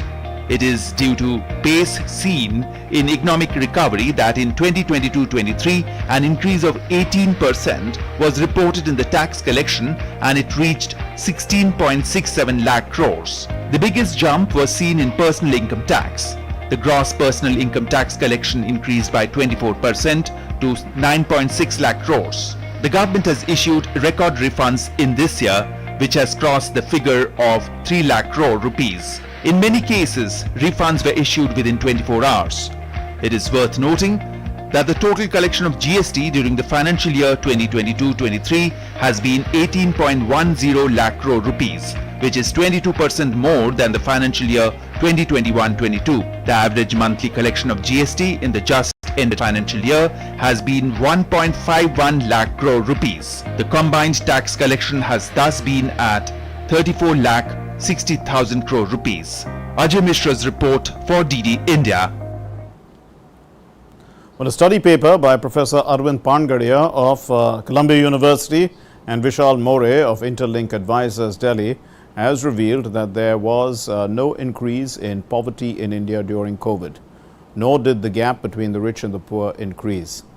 In fact, in contrast, after the July to September 2022, there's been a decline in poverty recorded. This paper looks to correct the misconceptions and the misreporting that took place during the pandemic. Ajay Mishra reports. On the one hand, the entire world wholeheartedly praised India's successful strategy during the COVID pandemic, while some international media and private institutions echoed dissenting voice with regard to India. CNN wrote that India's millionaires became super rich, while due to the pandemic, lakhs of people in India went below the poverty line. Likewise, The Economist said that due to the pandemic, lakhs of people in India went below the poverty line. Azim Premji University report also echoes such claims. Now, a joint report by economists Arvind Pangadia and Vishal More has come to the fore, which says that such reports were based on those surveys that were done in 2011-12 in India, which is known as Consumer Expenditure Survey. New study claims that periodic labor force survey should be used to find out about poverty statistics. Last week or 10 days when COVID hit, it had a huge impact, negative impact on the GDP, significantly measurable impact during just in that 10-day period because of the lockdown, but not agriculture. Agriculture was doing okay, 2.1%, so on the heels of 2.1% growth in the previous year, in 1920 growth was 5.5%, and then in the following year, 2021, again it was 3.3%. This for agriculture actually is well above the trend growth. You know, if you take the long-term growth of agriculture, it's around 3% in India. Report reveals that during COVID lockdown, there was a reduction in income of the people, but after July-September 2022, there was reduction seen in poverty in every quarter. Report says that during pandemic, there has been no decline in the area for sowing under agriculture. During COVID in 2019-20, the area under sowing increased by 5%, and 3.3% in 2020-21 against an average growth rate of 3%. Government spending on MGNREGA increased from around 62,000 crore rupees in 2018-19 to 1.1 lakh crore rupees in 2020-21. PM Garib Kalyan Yojana has benefited 75% of rural and 50% of urban poor. Small farmers under PM Kisan also got a lot of help with the assistance of 6,000 rupees. During the third Columbia Summit on the Indian economy, IMF's Executive Director K. Subramanian was also present and participated in the entire discussion. Apparently, slowly, top leaders of the world have acknowledged and positively responded to India's vaccine policy and economic policies during COVID. Ajay Mishra's report, DD India. On Tuesday afternoon, a massive avalanche hit the Gangtok-Nathola road near MS-15, and approximately 5 to 6 vehicles along with 20 to 30 tourists on the way to Nathola are feared to have been stuck under the snow, and troops of the Trishakti Corps, Indian Army, swung into action and they launched a rescue operation. About 27 of those who were lost, 27 people have been recovered, and 7 have been declared dead due to the injuries they received. Meanwhile, the road has been opened for traffic by the BRO. Search and rescue operations for the remaining people that's underway, and the State Disaster Management Team and the police are conducting this.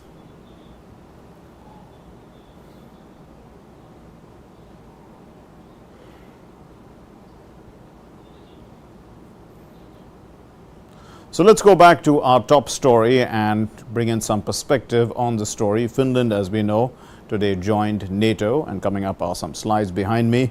So what does NATO stand for? It stands for the North Atlantic Treaty Organization. Some people use, some people don't. They just call it the North Atlantic Treaty. Formed in 1949, it was formed by 12 countries, including the United States, UK and France. Note that they were P5 members. Now, currently, it has 31 members, including Finland. So it's grown in strength from 12 to 31. What do? They agree to defend one another if any of them comes under attack. So if any one comes under attack, 31 countries come to your defense at once, including the United States, Britain, France. So you've got it's a huge alliance in that context. Original goal was to challenge Soviet expansion in Europe, but we know that the Soviet Union collapsed on its own in 1991. The Warsaw Pact, which was the rival to NATO, dissolved on its own. And then what happened was that many of the Eastern European countries were given immediate membership into NATO. So they all joined NATO, and these countries were earlier part of the Warsaw Pact. So Russia sees that these East European countries joining NATO becomes a security threat for them. They feel that way, may not actually be, but that is really the way they think. But they vehemently opposed Ukraine's request to join NATO, and we know what the result of that has been. And the war has now gone on for, it's entered its 14th month. But NATO countries provide Ukraine weapons and ammunition currently. So NATO is involved with this war in Ukraine. The US, in fact, has sent 31 Abrams tanks. The UK has sent 14 Challenger 2 tanks. Germany has sent 14 Leopard 2 tanks. Norway has sent 8 Leopard 2 tanks. And then the US has also sent armored fighting vehicles, the Stryker and the Bradley. The US and the UK have sent Ukraine long-range missile systems. The HIMARS, as we know, have been striking targets behind Russia's front lines. NATO countries have provided howitzers and self-propelled guns. And Turkey, too, has sold Ukraine several Bayraktar TB2 drones. The US has also supplied air defense systems to Ukraine. These air defense systems are used to shoot down Russian cruise missiles and drones over Ukraine. They have anti-tank weapons also, such as Javelin and NLAW. So the NATO countries are supplying artillery shells, ammunition and everything to Ukraine. So pretty much keeping Ukraine alive in this war. So we can see that the NATO countries are supplying artillery shells and ammunition to Ukraine. So this is going to bring in our in-focus discussion. this evening, and we are going to be talking about this subject, about NATO expansion and Russia's concerns. And to talk with us about this, we have two guests. Let me introduce you to them. Boneshri Bose Harrison is former Indian ambassador to Sweden, and Dr. Swasti Rao is Associate Fellow at of the Europe and Eurasia Center of IDSA. Thank you very much, ladies, for being with us. Ambassador Bose Harrison, let me start with you. Is NATO's expansion, likely to bring China and Russia closer? That's one of the big questions.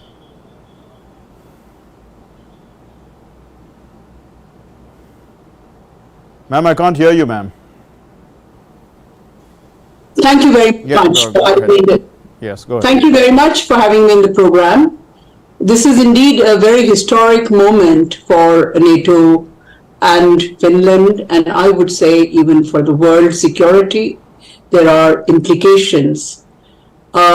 This is arguably the most important expansion of NATO since 1955, when Germany joined after militarization, in terms of the impact that it has on the entire security architecture.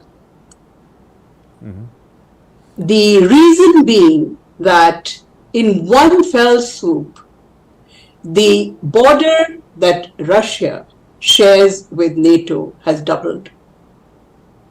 1,300 kilometers is the border that Finland shares with Russia.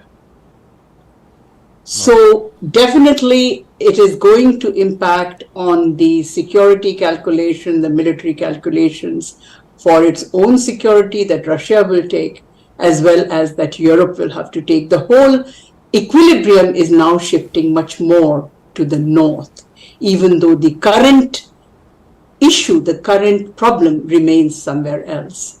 But the focus is being expanded, and that cannot but be serious for Russia. It's changing the whole game in a way. The other important thing is that the military capabilities of NATO are being expanded as well. Sweden has not yet joined, but between the two, Sweden and Finland, there is tremendous military industrial capability. In Finland, which did not give up conscription even after the Cold War, there is 280,000 force which remains ready. So NATO's capabilities have expanded much more significantly than any other expansion that has taken place. And obviously, the impact on Russia, which wanted to stop the expansion of NATO, which is the justification it has given for Ukraine, a justification which does resonate to some extent. It has shot itself in the foot. Okay. So, Dr. Swasti Rao, then, to what end do you think that NATO's expansion, what end does it serve? It seems like, it's a defense alliance, but at the same time, it is antagonizing some of the powerful countries, may even antagonize China in the course of time. Right. Good evening, Mark. This is for Swasti Rao, ma'am. Yeah. Go ahead, Doctor. Yeah, I hope you can hear me. And actually, we can't hear you too well. Is there a problem? I think. I can hear you. Go ahead, ma'am. Yeah. Yeah, okay, all right. So, good evening, a very good evening to you and to my co-panelists. I think what is happening, Mark, is something which is pretty historic, because when you look at the NATO borders, and the ambassador has also given you I would say a very correct outline and brief of what really it means. But yes, there are certain aspects to it that we have to keep in mind. The first, that it is definitely historic because we are talking about a country that has had wars with Russia and was forced forced in many ways, to adhere to neutrality, to maintain a neighbor as formidable as Russia ever since 1940s. And what happened in Ukraine, so there is a historical perspective to what Finland feels about its security when the war in Ukraine happened, and it was in many ways for them a kind of a lived experience that they had gone through in the 1940s. So after the war in Ukraine, the public opinion sprang in the favor of joining the NATO. So that is very historic, number one. Number two, the fact that what it brings to NATO is also unprecedented, because before Finland joining, NATO's borders with Russia was merely about 194 kilometers. If you look at Norway and the little bit of a northern tip of that border that of Norway that touches Russia, which is very small, about 194 kilometers. But with Finland joining, now that border, another 1,335 kilometers to be precise, has been added to that border. The other important geographical factor that is important, Mark, in my opinion, is that now NATO border is very much, next to what is known as the Kola Peninsula in Russia. And Kola Peninsula is a place where Russia actually holds a lot of its nuclear arsenal. So definitely it, in that regard, is a major, it is also a potential situation for escalation. And lastly, and last but not the least, I think it really does, bring a lot on table for NATO, because, before this, like I think the ambassador also mentioned, if you look at Finland has had the most formidable armies, and artillery in Western Europe. You look at their conscription. Finland is also one of the countries that still has conscription. That's one. Okay. They have, lot of, artillery. They have the mortars. They have heavy and light rocket launchers. Look at their naval capabilities, look at the air capabilities, all of that is formidable. So definitely this is something that President Putin had not wanted. And lastly, I would like to just say, to conclude my first point, is that what do you expect Russia to do? So I think when it started out last year, let me also sort of mention that ever since the Ukrainian situation happened on the 22nd or 24th of February 2022 last year, it was very, very clear that NATO membership is something which is now on the table for both Finland and Sweden. Yes. If you follow what the ex-prime ministers and, at that time, especially Alexander Stubb had been saying, I think he had been very, very vocal in saying that now there would be nothing stopping, Finland from joining NATO. So what do you expect from Russia? So I think except from a lot of retaliatory language that Russia and Russian spokesperson had come up with, I think there's very little that they have actually. They have very little to do. They can't do very much in that. He's not looking so much at the war in Ukraine. He was saying in a recent interview that, some of the big concerns are in the Indo-Pacific, the rise of China, the concerns of Japan, South Korea. Now, NATO is not coming to the rescue of any of these countries. So how do you look at that?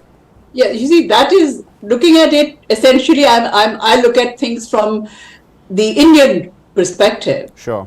For me, the fact that suddenly Russia is the big enemy of the world and the only enemy of the world means that the part of the world which means so much to us, whose security means so much to us, to Japan and to some other friendly countries, that will naturally take second place to what is happening in Europe, to what is happening in Ukraine. So we will need to be really on the alert to not let things slip under the guard, because we cannot we really cannot count on the kind of attention that was being paid by US and to the the Asia Pacific region. It will not continue.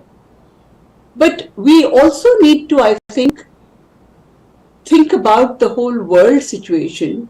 How do we move towards better security, better economic security with what is happening in Ukraine? And there, I know it's a very faint hope, and having served in Scandinavia and having worked with them, they are great consensus makers, they are peacemakers. Mm-hmm. I have a very faint hope, very, very faint hope, that perhaps you may see some, along with the security benefits that Sweden and Finland may bring, you may also see the Nordic region trying to work towards peace. I don't know. Maybe that's just a false hope I have. Okay, fair enough. Dr. Swasti Rao, Russia's new foreign policy came out 2 days ago, just before they took over the chair of the UNSC. It's clearly adversarial towards the United States, and it's looking at, creating some sort of defending the Russian world in a sense. Of course, we don't know what the Russian world is anymore. It probably has a shrinking, they have their own population is shrinking to a large extent. And all these other countries that were Russian speaking are now joining NATO, for instance. So, I mean, they're having a little bit of trouble with this idea. How do you see them reacting now in terms of the conflict that's currently on? Are they going to escalate? I think there are a couple of points that we need to understand, Mark. The first thing is that yes, there is a crisis of legitimacy, because usually I think the argument that whatever is happening in Ukraine is simply a product or a result of NATO's eastward expansion doesn't really hold ground when you actually talk to the security concerns of the Central and East European countries, and they have been maintaining it for a very long time, that it is because of the actions of the Russians. I mean, the destabilizing actions of the Russians, the war in 2008, the Crimea war in 2014, that has actually been pushing this this crisis of legitimacy of Russia as a major neighbor out there. And I think somewhere Russia is paying the price for it, because what I think President Putin sought out for Ukraine was a Finlandization of Ukraine, and what he's achieved, and it's a very famous phrase now, is he's got a NATOization of Finland. Okay, and it's not just Finland; Sweden would also be joining very soon. It's taking time, because of course they have an unsettled thing with Turkey, but there's not much that can be done now from Swedish side, and I think it's just a matter of time, and we will see Sweden joining the alliance after sometime around the elections in Turkey, which are happening in the summer. So I think there will be a further expansion of NATO. Now this brings us to a larger question of what you were saying about where exactly the war is going and what is it telling us about the war. See, the first thing is that I was recently in Europe, and it was the sentiment of Ukraine and supporting Ukraine as a shield against further Russian aggression is something which was extremely palpable, which was extremely ubiquitous, I would say. It was something which was unmissable all throughout Europe. And I think we here have a tendency of trying to understand at what particular time would that wariness would start setting in, or that war fatigue would start setting in. So I would not really deny that. I think this is something extremely important when it comes to European solidarity and support for Ukraine. But at the same time, I think there is a realization that the security order of 1945, and especially 1991, you forget 1945, but especially 1991, is something that has been shredded to pieces. And this is something that the Europeans are extremely worried about. Okay. So it will not be business as usual. There will be a further, global bifurcation, a geopolitical bifurcation that is already underway. And let me also briefly tell you the question that you asked earlier, which is about NATO pivoting to Asia. Yes. And one of the arguments, Mark, that I have been making for a while now is that what the war in Ukraine has done is that the war in Ukraine has been a pioneer, or has provided the dynamic of these two hitherto unconnected security architectures of transatlantic and Indo-Pacific merge. And this merging is already underway. In the last NATO summit, which happened in Madrid, for the first time, NATO listed China as a principal, security concern. For the first time, partners from Asia Pacific like Japan, South Korea, Australia attended it. And let's face it, I mean, India has been talking to NATO for a while now. And of course, it does not mean that India is going to join the alliance. That would be extremely far-fetched and illogical a conclusion to draw. At the same time, what it means is that there is a comprehensive understanding of how, Russia getting pushed with China is actually changing the response of who owns these security architectures. So it's not all good news for us, because it would bring in its wake a different set of challenges, a different set of escalations. But at the same time, it is also a situation which is changing very fast, and we need tools to grapple with it. So I think when it comes to emerging tech, when it comes to AI, cyber capabilities, MTA, SSA capabilities, think the West is the best bet that we have, but at the same time, we have to sort of tread this line very carefully, because ultimately India's foreign policy is an issue-based multi-alignment and not really an alliance worldview. Sure. So yes, Let me get in Ambassador Harrison, Bose Harrison, for the last word. You be served in Europe, and you know the big issue there really is the Eastern European countries were different from the Western European countries up to a point, but now they're all going to be one in a sense, and they have moved towards the European Union first, and most of the countries of the European Union are part of NATO, so they see these things as one sort of entity. To what extent is the old concept of socialism that divided, that made Russia or the Soviet Union and the Western Bloc slightly different, even alive today? Why is the Russia so concerned? Because even Russia has changed. I think the issue is not of socialism versus any other political system. The issue is, of allowing people to have a role, and that is what the problem was with Soviet Union and now even within Russia. Now in all the countries, incidentally, if you don't, I must share a small joke. When I was when I was in the Ministry of External Affairs, we used to joke that after 1990, Europe has no East, because every country you spoke to wanted to be considered Central Europe. And in fact, there was no longer any East Europe division. We only had Central Europe division, which I headed. So Europe only had a Central Europe and a North Europe, and now they're all together. Do you realize that with Finland joining and Sweden in the queue, there'll be only 4 countries in EU which will not be members of NATO? So what is it that we are talking about? What is it that divides Russia and the rest of the countries which are in EU? They all have aspirations which include economic aspirations as well as democratic aspirations. And somehow Russia does not seem to be able to feel comfortable with that degree of people's involvement. Okay. And that is what the problem is. Socialism today survives to some extent only in the Scandinavian countries, nowhere else in Europe. All right. We'll leave it there. Thank you very much, Ambassador Bose Harrison and Dr. Swasti Rao, for enlightening us on NATO expansion and Russia's concerns. Enlightening discussion. Thank you for your time and for your words of wisdom. Thank you. Moving on to our next story then. India is celebrating Mahavir Jayanti, the most auspicious day for Jains. Mahavir Jayanti is in fact celebrated across the world by the Jain community with great fervor. It commemorates the birth of Lord Mahavira, one of Jainism's most revered Tirthankaras.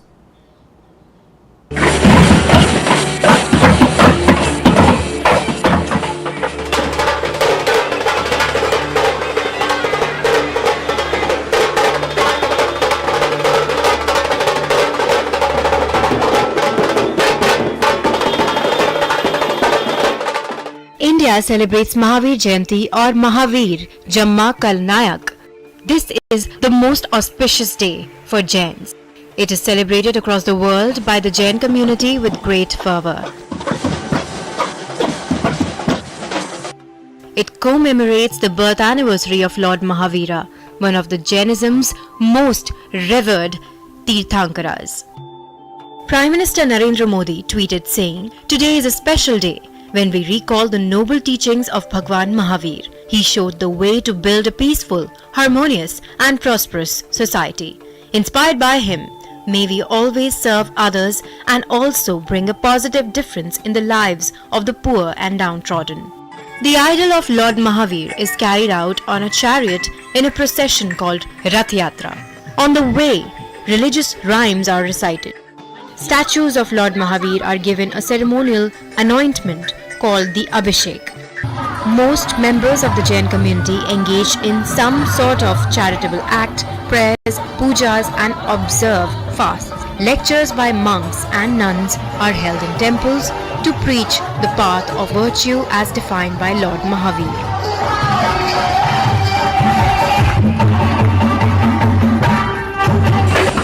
Ancient Jain temples across India typically see an extremely high volume of practitioners coming to pay their respects and join in their celebrations. आप सबको महावीर जयंती की बहुत बहुत बधाई और शुभकामनाएं देता हूं।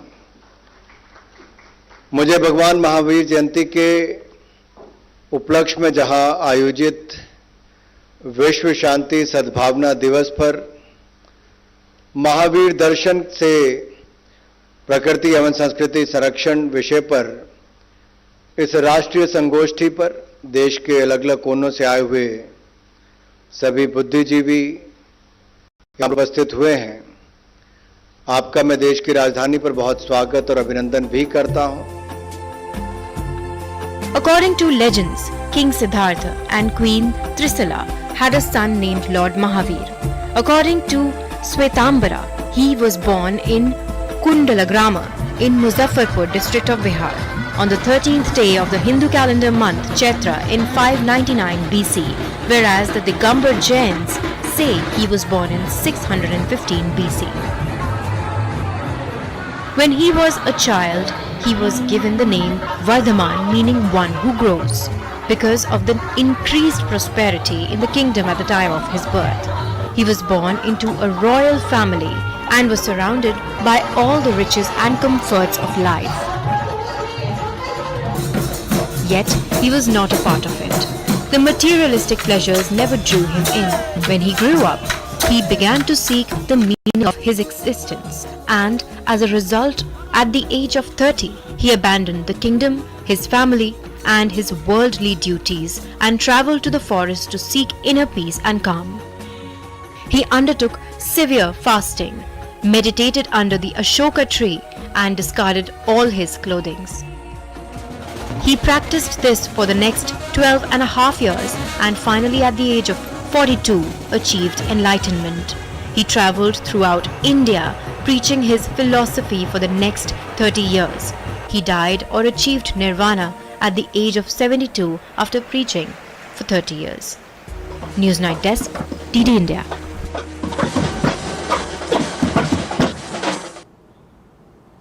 And now it's time to take a look at what else is making news across the world. Here's our World News Update. The navies of South Korea, the US and Japan held anti-submarine exercises on Tuesday to be better prepared for North Korea's evolving nuclear and missile capabilities.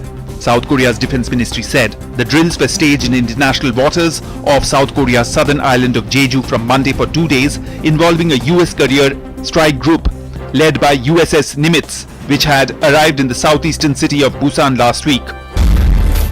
Thailand's Prime Minister Prayut Chan-o-cha and key candidate of the Pheu Thai Party, Pai Tongtam Shinawatra, filed their candidacy on Tuesday for the upcoming general election. Prayut arrived at Bangkok City Hall under tight security and spoke to reporters briefly, telling people to have faith in his United Thai Nation Party. A train in the Netherlands rammed into a maintenance crane on the track, killing the crane operator and injuring dozens of passengers as the train derailed and ploughed into a field early on Tuesday, officials and local media said. Rescue teams ferried away the injured before dawn in Wurstoten, a village near The Hague. Hundreds of citizens of the Ukrainian city of Ivano-Frankivsk came to mourn the death of four-time world kickboxing champion Vitaly Mirinov, who was killed in action against Russian forces. 32-year-old Mirinov died in a hospital last week after he was injured fighting in the east during the conflict, which Moscow calls a special military operation. The US and EU pledged on Tuesday to confront any attempt to destabilize global energy markets after meeting in Brussels to discuss the impact of Russia's invasion of Ukraine. Cooperation on energy between the United States and the European Union has intensified since Russia slashed gas deliveries to Europe after its invasion of Ukraine last year. Credit Suisse chairman apologized on Tuesday for taking the Swiss bank to the brink of bankruptcy as he faced shareholder fury over the demise of the once proud flagship. The hastily arranged takeover by Zurich-based UBS, for which Switzerland invoked emergency legislation, bypassed Credit Suisse shareholders who would otherwise have had a say and all but wiped them out. Students in Nashville marched towards Tennessee state capitol on Monday to demand an end to gun violence and support stronger gun laws after the deadly shooting at the Covenant School last week. Chanting slogans such as "Stop the Violence," "End Gun Violence," high school and college students staged a walkout in the streets of downtown Nashville.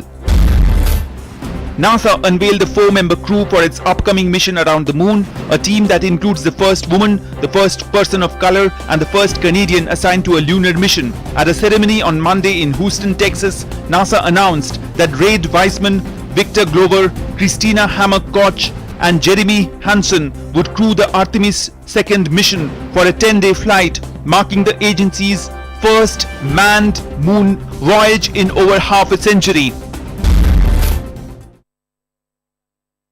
Well, on that piece of good news, we conclude Newsnight for tonight. Thank you very much for joining us. Hope you enjoyed the program. Namaskar.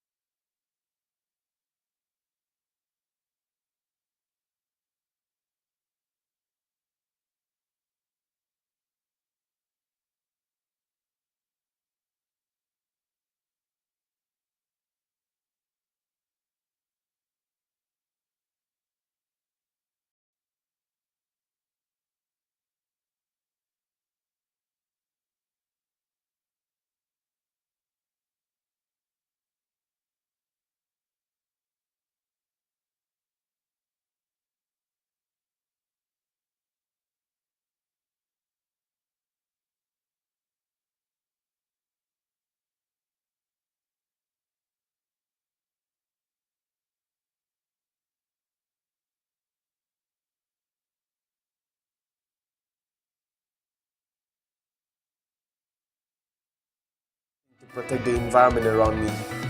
I pick trash in my town for 72 hours every year with my teammates and young people.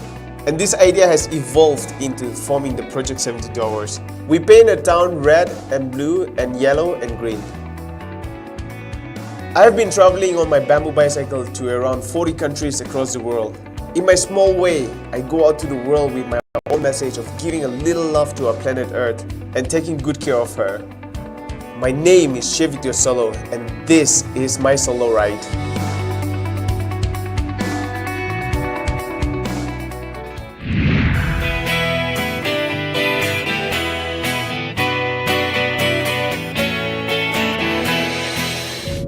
Northeastern region is a mosaic of cultures of many tribes and sub-tribes with distinct dialects as well as customary and traditional practices.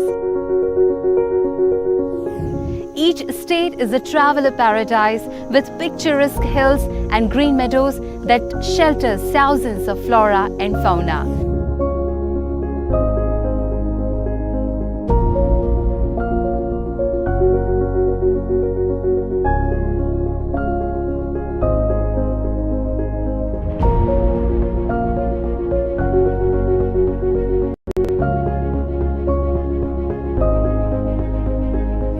It encompasses a wide range of ethnicity, cuisines, and many more speciality.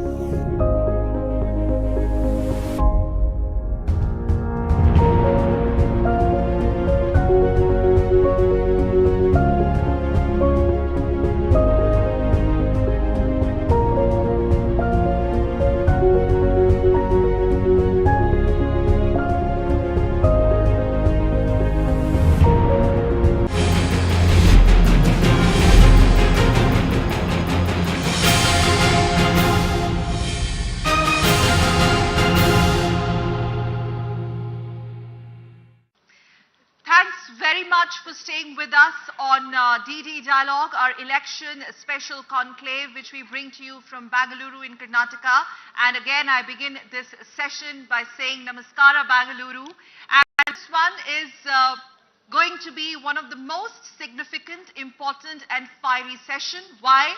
Yes, you guessed it right. I have the firebrand politicians, rather representatives of various political parties here with me on DD Dialogue, including one of the distinguished women journalists in Bangalore here joining us on the show. Well, talking about Karnataka elections and women representation, or rather misrepresentation or underrepresentation of women in politics, that is a big question that we are going to look at. And if voters' behavior or electorate behavior is any barometer for understanding the Karnataka electorate pulse, then I am sorry to say, but Karnataka doesn't come up as one of the states which offers a good ground for aspiring women politicians. Well, I'm not saying it, but the numbers, the way the statistics are stacked, it doesn't look very encouraging for women politicians. Before I actually start introducing my wonderful panel on DD Dialogue, well, the numbers, the way they are stacked from 1951 to 2018, 100 out of 1,124 women contested in various assembly elections, out of which only 9% have made it to the parliament here. And in the last 2-3 years assembly elections, if you look at, that 9% has also significantly come down. It has rather slumped to 5%. In the first 3 assembly elections, nearly 50% of the women participation was visible, but later on, why did the numbers go down? So are women in Karnataka, in the political spectrum of Karnataka, are women battling systematic bias? Why are they not being represented adequately? Is it the wish of the electorate, or is it about something else when it comes to the political parties, the main political parties in the fray, BJP, Congress as well as JDS, plus now we have AAP in the fray and other regional outfits. Just to set the records clear, this is how it looks like. Women in politics in Karnataka, not a very good picture, but they are a force to reckon with. I'm going to quickly go across to my panel, introduce my lovely panel here on the show. Let me quickly welcome Dr. Tejaswini Gowda, who needs no introduction here. Please put your hands together. She's a BJP MLC joining us on DD Dialogue from Bangalore. On my left, I also welcome Kavita Reddy, who also doesn't need an introduction, from the Congress Party, Karnataka Congress General Secretary. Thank you very much. Very glad to have Ms. Najma Nasir, lovely Najma Nasir from JDS, the spokesperson of the JDS. Also welcoming Ms. Shantila Dhamale from Aam Aadmi Party in Karnataka. She's the State Secretary here. Thank you very much, ma'am. And such a pleasure to have Asha Krishnaswamy, senior and distinguished journalist here from Karnataka itself, from Bangalore. I'm going to quickly start with you, ma'am, from the BJP, Ms. Gowda. Ms. Tejaswini, can you please explain? First of all, your list is not out. The BJP list is not out yet.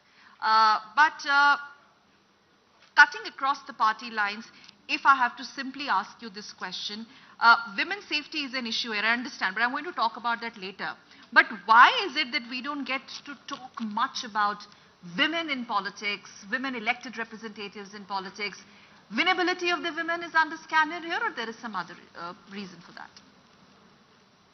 Thank you, everybody. Namaste. First of all, DD is organizing it. It's one of the loveliest organization. It reaches everywhere, nook and corner of the country. And it gives a lot of importance to the culture, history, other things, you know.